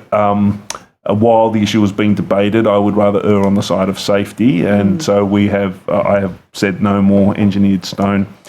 You mentioned sandstone before. Yes. That was an area of some, I don't want to overstate it, but there is a lot of sandstone at the front of the building in particular, and we've been doing a lot of cleaning of that sandstone. Yes, so you would have noticed people in PPE equipment. I noticed people that weren't in PPE. Right. Well, then we will follow that up with the builders in question. And we've also been looking at where we need to paint the sandstone to where exposed sandstone versus painted. You will notice the columns at the front of the building, the lower thing, which are the lower columns are all sandstone. The upper columns are actually wood that was made to look like stone in the 1800s because they ran out of money. So they made wooden columns upstairs and then just painted them to look like they were stone. So my issues there were more being termite related than have been silicate related. But the downstairs ones have been painted and we're having a look. And we're using so one of the issues with painting sandstone is that it doesn't breathe anymore, and that was a cause of some of the air quality problems at the bottom. So we've been looking at a particular type of paint which allows stone to continue to breathe while bonding the surface going through there. But there are continue to be issues. For instance, you might have noticed we painted the front fence and now we seem to be stripping all the paint off the front fence again because in the 80s they used a lycra-based paint and all the paint that we put over the top of the lycra-based paint just peeled up within a few weeks of us painting it down. This building is full of surprises. You never know what's going to happen when you turn a corner. So we are taking these things very seriously. As I say, there is now a hold on the use of engineered stone in the space. We'll watch, obviously, what happens in terms of decisions of government and the safety authorities and the like. But my intention is always to have safety as a primary issue as we move through. But I will follow up. Thank you for the feedback on people working on the stonework out the front. I will definitely follow that up. So. And just if I could pivot back to, in the time we've got left in time, the Broderick review. You mentioned earlier the PAG, the advisory group. Yep. It's great that that's being reconstituted for the 58th Parliament. And, we'll look forward to... And was a key recommendation of the Broderick report too. Yep. What sort of function do you see that having moving forward over the 58th Parliament? So a couple of things. Firstly, as the name suggests, it's an advisory group, and so the Speaker and I are particularly keen to lean on it to provide expert advice and an understanding of each of the unique environments in which each of the members work and the impact of decisions, therefore, on each of them. But more than that, we see the PAG as a potential opportunity to, when we look, for example, at some of the recommendations which may have been a little more challenging to implement, to give them the recommendation and say, provide us with what you think the roadmap should be in terms of how best this should be implemented. For example, we haven't had the initial meeting yet because the applications are only just closing very shortly. But one of the things that I will be doing, just to pick up on an earlier point, is to be asking them, or one of the things I foreshadowed that the Speaker and I are likely to do, is to ask them to consider what's the best way for political parties to consider the issues that were raised. Noting that we obviously don't have power over each individual, but there are a range of other potential alternatives, but that's exactly the sort of group that I think would provide excellent advice for that. So we'll certainly give them an opportunity to provide information and advice in a... they can just provide it to us without being asked for a specific avenue for them to follow. But on the other hand, we will also be asking for specific questions for them to provide us with advice on. So I envisage them having a relatively broad remit as we continue to work through. But I want to pick up a point that Mr. Webb made, which is that, of course, the work here is never done. Yes, these are important recommendations and we need to implement them as best we possibly can.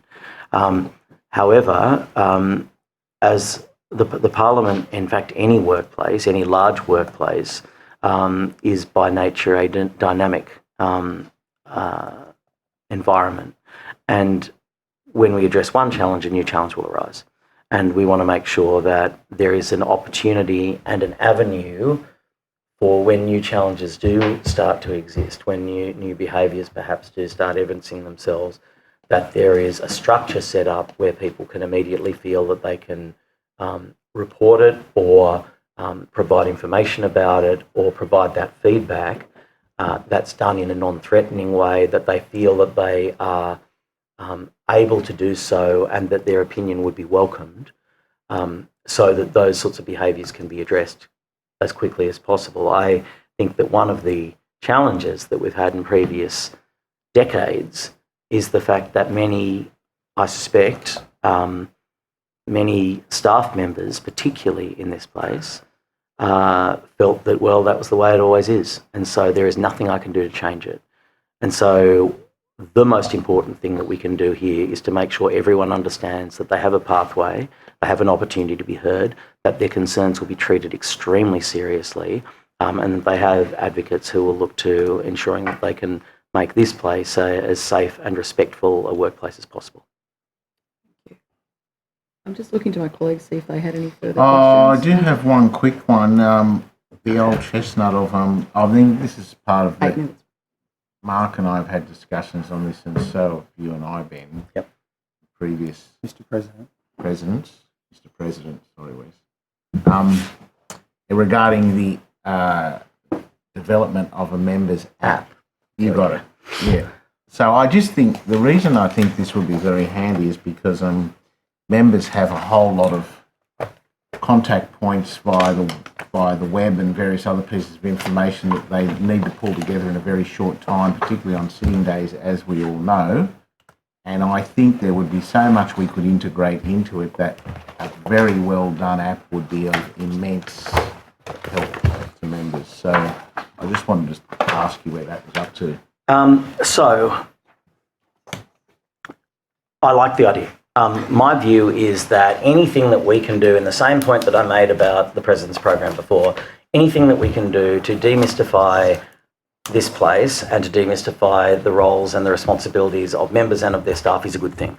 So, for example, one of the things that we're doing, and I can't remember if you were there, I'm sorry, Mr. Gallagher, but at the committee chairs meeting that I held about a month ago, one of the things that was discussed was a new committee members hub on SharePoint, which we'll be trialling, but hopefully will roll out to all committees, which will provide basically incredibly easy one-stop shop access to all committee documents, and that it will provide, everything from the dates and the submissions and the meeting papers and so on. So that, because at the moment, as you know, it's incredibly challenging to take into account and to keep a control of all of the emails that are coming in all the time. And if with this one-stop shop for committee documents, this hopefully will make all members and particularly all staff's lives much easier. And so that's exactly the sort of thing that I think is really good. And that's, if you'll excuse me putting words in your mouth, exactly the sort of thing that I suspect you'd like to do more broadly. I mean, I presume you welcome that, but you would like more broadly for all functions of a Member of Parliament to be able to be centralised in one place as much as it's possible to be. And the sort of analogy exemplar I would use is we're all familiar with, I know banks have got endless amounts of money, but if you look at some of their apps and how easy it is to do banking on your phone, but it's not just banking, anything, a well-developed app can actually save you a ton of time. And, we're in an era now where members are increasingly relying on their phones. I'm writing speeches sometimes on my phone in the chambers. I know a lot of members are. And so I think there's all this sort of effort going into websites and SharePoints and whatnot, and that's all good, don't get me wrong, it steps forward. But a one-stop shop app with, and I've said this before, running down to the chamber so you don't break your leg, a timer on your app to show you how much time you've got left before you get down to a division. Amendments in real time embodied in the document while you're in the chamber so you can actually follow the things like that. I think we're all eminently doable, but I know it rolls off the tongue and it takes a lot of work and development. And there'll be both development costs and, of course, then there'll be staff maintenance and upkeep costs and running costs. So those two things are obviously substantially challenging. But Mark might have some more comments he'd like to make on that. Yeah, I think they're excellent comments. So beyond the things that have already been mentioned, and I would say generally we are very conscious. We rolled out a lot of tech in the last few years, especially to react to COVID. So the fact that you can have virtual witnesses and virtual participants in committees and the like. It's a huge step forward. Yeah, huge step forward. But we are very conscious. We rolled out a whole bunch, 3 years ago, only a few people had laptops. Now everyone's got laptops. And we're actually getting to the point where we're about to start replacing the ones that we first gave out. down the track. In fact, just before you go on, I think we're actually the only jurisdiction that has live broadcasts regionally in the country. So we're, seriously focusing. That's exactly right. So we could live broadcast committee hearings that happen regionally, which nobody else can do. The captioning, we're the first parliament to go down the captioning sort of path. Yeah. So some really good stuff there. But we are very conscious that we rolled out a whole bunch of tech, and we really do need to circle back and make sure people can use that tech in the most effective way possible. So things like this committee hub is a great example of people circling back and saying, well, this is tech we actually rolled out a couple of years ago, but let's try and make it work. On the specific issue of the app, we've talked about it a couple of times before, and it is something that's very close to my heart, something that we want to try to work towards. A couple of things that we've been doing. We did try, we had a little experiment in trying to create a members portal. It didn't go very well, I'll be the first to admit, but we've learnt a lot from the process of going through and doing that. It didn't quite have things like timers of divisions, but it was an attempt to start to bring together the information that a member might use, personalise it to that member and provide that directly. And we tried to build that in a way that you could either look at if you had your computer in front of you, you could look at it on a website, or if you're on a phone, it would reshape itself to the phone and work in a phone situation as well. I don't want to raise your hopes because it didn't work very well. So we sort of went back to the drawing board. One of the things we found, you mentioned banks, and that's a really great analogy. If you look at the apps for a bank that's been around for a long time, they're a bit crappy. The under the surface stuff that they have to do to make those apps work is not great. There's still, some of them are still connecting to old green screen computers and trying to get data out of databases that are 40, 50 years old. Whereas if you look at a bank who built everything from the ground up digitally, their app is a much better. I changed banks recently. I moved to a bank that has a digital first approach. Applied for my account. They checked online credentials and the like. The account was set up within minutes, as opposed to having to go into the bank with 100 points of ID and doing various bits and pieces. We are more like the banks that have been around for 40 or 50 years than we are like the new digital banks. We have data and information in lots of different systems. Some of them are new, some of them are old. One of the things we hit when we started experimenting in this space is the capacity of bringing data from all those different sources together into an app. That was the challenge. So one of the things we're looking at the moment is to take critical data and move that into a more consistent underlying format to make the development of apps and the like easier into the future. But we are going to continue to experiment to see if we can find some way of making things work in the shorter term as well. Is the development being factored in as part of the tech budget? It is one of the, I caveat by saying that the demands on the tech budget are more than the tech budget in any given year, but yes, it is one of the things that we are looking at as a part of that.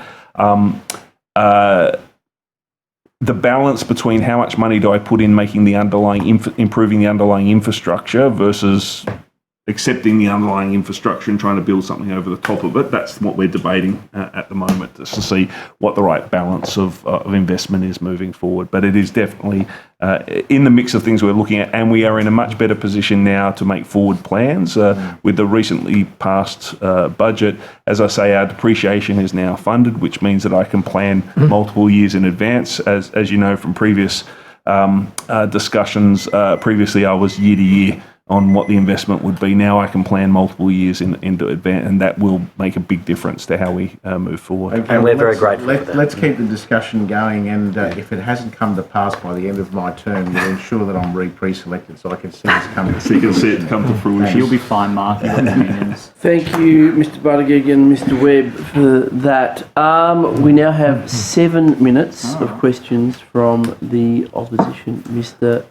Bang. Thank you, Mr. Buckingham, or Chair. Mr. President, I believe that in relation to Ms. Taylor's complaint, obviously there's nothing resolved at this stage. What do you believe that the next steps will be? Well, I hope Mrs. Taylor will take up the offer of the member to speak with them or to listen to them, perhaps is a more appropriate term. I hope that she believes and feels that that member is appropriately remorseful for their actions and for the impact that it's caused on her and her staff. That's what I hope happens, which is in line with what she said to me she would like to happen. Obviously, that, I guess, was prior to her advice that it was a Member of Parliament. Do you believe that there is a need for a stronger response? And do you believe that the Parliament's handling of this perhaps has some lessons that could be learnt? Well, I guess a couple of things. Firstly, in her response to me, she said that she wanted to she assumed it was a staff member, speak to the staff member and the Member of Parliament. So I do think that response then would be in line with that original request. But obviously this is something that she needs to determine in terms of what she wishes to do from here. And it's, as I mentioned before, it's entirely within her gamut of to work out how she wishes to respond. In terms of the parliamentary response, I mean, clearly now we have some advice from some legal advice about CCTV protocols, about both the policy and signage and so on. And that's something that we'll be following up and that the Speaker and I have already spoken of. And I think that's appropriate. I'm just going to provide these to Mr. Blunt, and just I know, like, I'm happy to just hand them up to, or maybe Chris can just hand them over to Mr. Blunt. Mr. Blunt, can you just confirm for me that those are documents that are from the government's portal? They are the Remuneration Act for Members of Parliament, and the other document is a regulation that was I guess, gazetted by the government in relation to a regulation change to the House? Yes, these come from legislation.nsw.gov.au. One is a copy of Schedule 1 to the Parliamentary Remuneration Act of 1989. The other is one of the many regulations that have amended.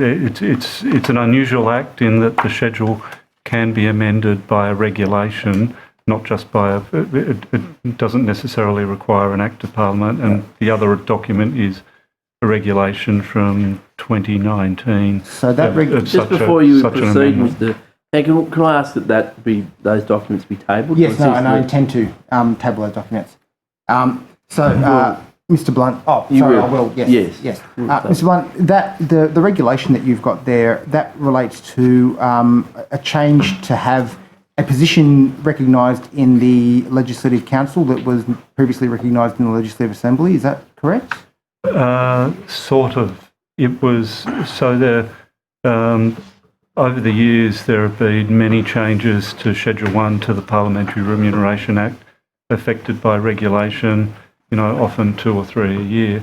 This one in 2019 was a temporary arrangement to cover off a specific circumstance when the Leader of the Opposition, so the full Leader of the Opposition, was a member of the Legislative Council rather than the usual arrangement where they are usually a member of the Legislative Assembly. It's for a short period of time of 2 or 3 months. So Mr. Blunt, is it correct to say that the current Leader of the Government, the Honourable Penny Sharp, had a regulation change in effect to have her remuneration recognised as a member of the Legislative Council for the position that she was elected to, which is the Leader of the Labor Party at the time, or the acting Leader of the Labor Party?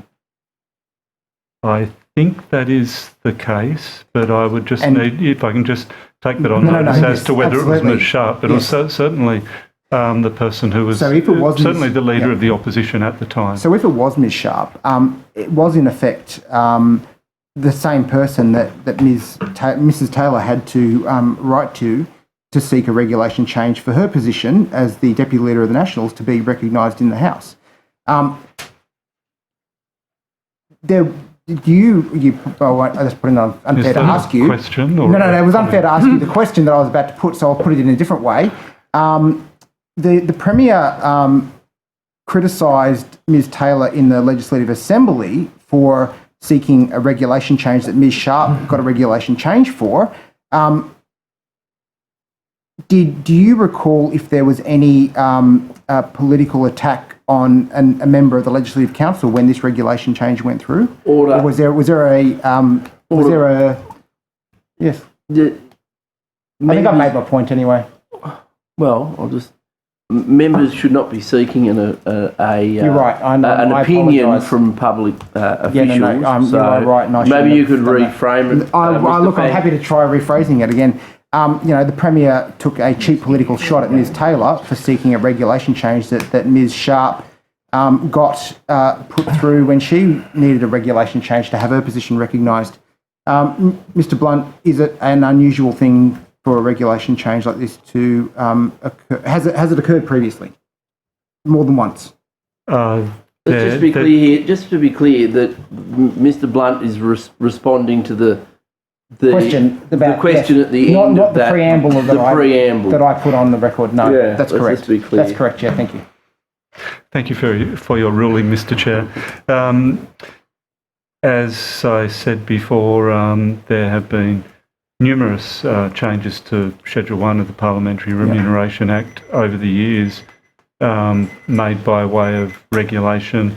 The parliamentary administration has very little visibility, usually, as to the circumstances in which those regulations are made and the representations that may have preceded them. And certainly, I'm not going to comment in any way about any parliamentary proceedings in the Legislative Assembly. I certainly Thank you, Mr Blunt. Thank you, Mr Fang. The government, you now have 6 minutes and 57 seconds. Thank you, Chair. I wanted to ask questions about payroll systems now and SAP. So we, with and just at the outset, apologise for questions that may seem clear to others who may have been in this place longer than myself. This is actually a very one question. is there only the one payroll system that we use for members, staff, DPS? Can I just? Yep. I'd like Mark to answer all these questions, but can I just make one or two preliminary comments, and that is, this system is falling apart. It's being held together with band-aids and baling wire, and it needs to be replaced. Yes. What the funding that has come from this budget is going to allow us to do is to replace it. So we are grateful for that. I now throw to Mr Webb. I wish I had baling wire. That would be a step up. Yes, so the underlying system is SAP system. It is a very old SAP system. Yeah, yes. It's not by any way I think SAP for HANA is the more recent one. We're not even close to that. The project that the President mentioned would be to replace it with a modern version of SAP. In terms of payroll, yes, we do a fortnightly payroll run for staff. We do a monthly payroll run for members. That all comes out of the same underlying system. And of course, we have the capacity to do an ad hoc run if we need to. We try to wherever possible. We try to feature any back pay or whatnot into the next normal run because it's easier and less error prone if we do that. But there are situations where a staff member might be out of pocket or in some kind of although I heard recently out of pocket means different things to different generations, but out of pocket as in somebody having not had the money that they deserve to have. And in those situations, we'll do an ad hoc run. You also mentioned vendor payments as well. Again, that's in the SAP system. And again, we do a weekly run. We do a weekly run of the to pay vendors, or we use the government guidelines as best practice. We're, of course, as the Parliament, not required to use the government guidelines, but we use it as an example of best practice, including the requirement to pay vendors as quickly as possible after the goods have been receipted. So we do a weekly run, and again, we have the capacity to do ad hoc runs where we need to, but we prefer to do it as a part of the normal run because, again, it's less error prone than ad hoc. And so the remunerations for members of Parliament would be the same, a weekly run? Yes, for things like members' entitlements and the like, yes, that would be in the normal run.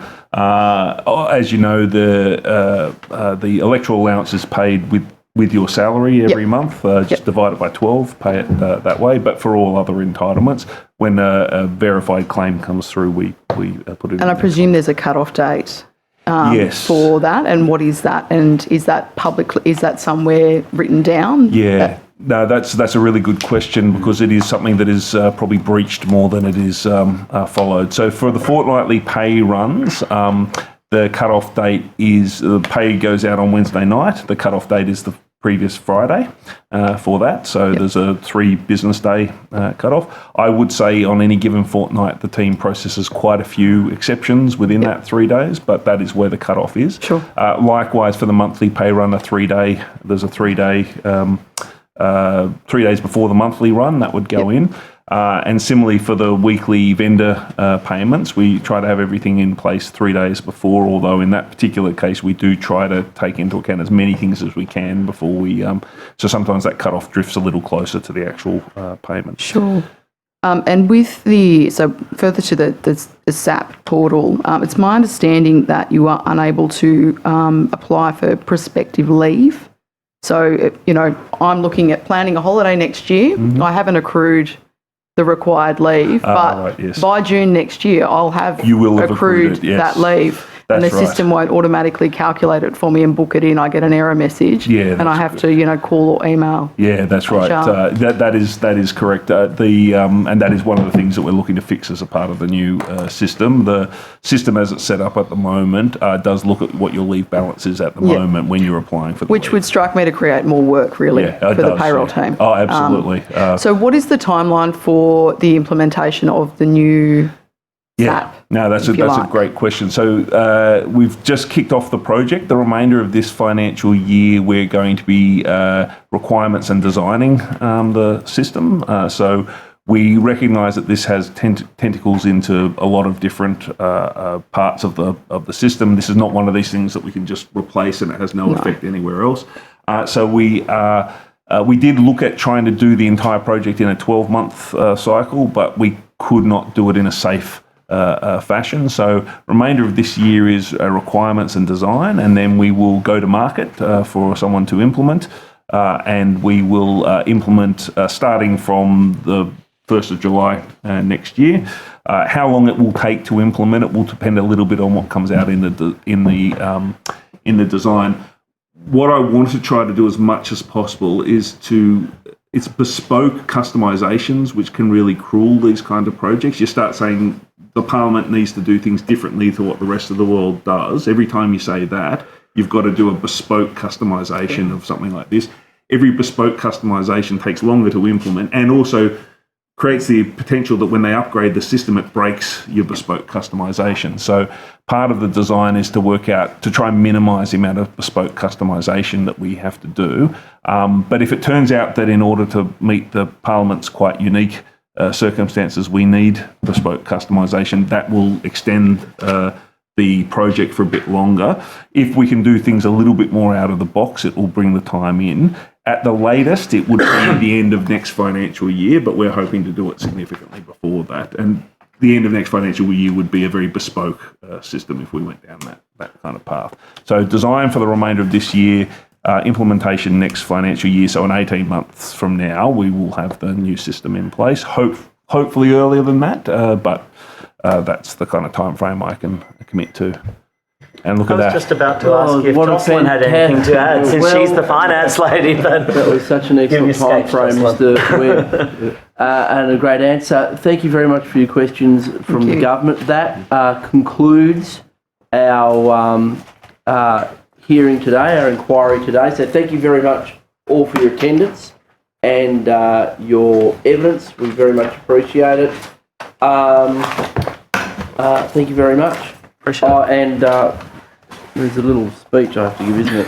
That any questions on notice, we'll be in contact with you about those and you'll be provided with a transcript to respond in due course. So thank you very much.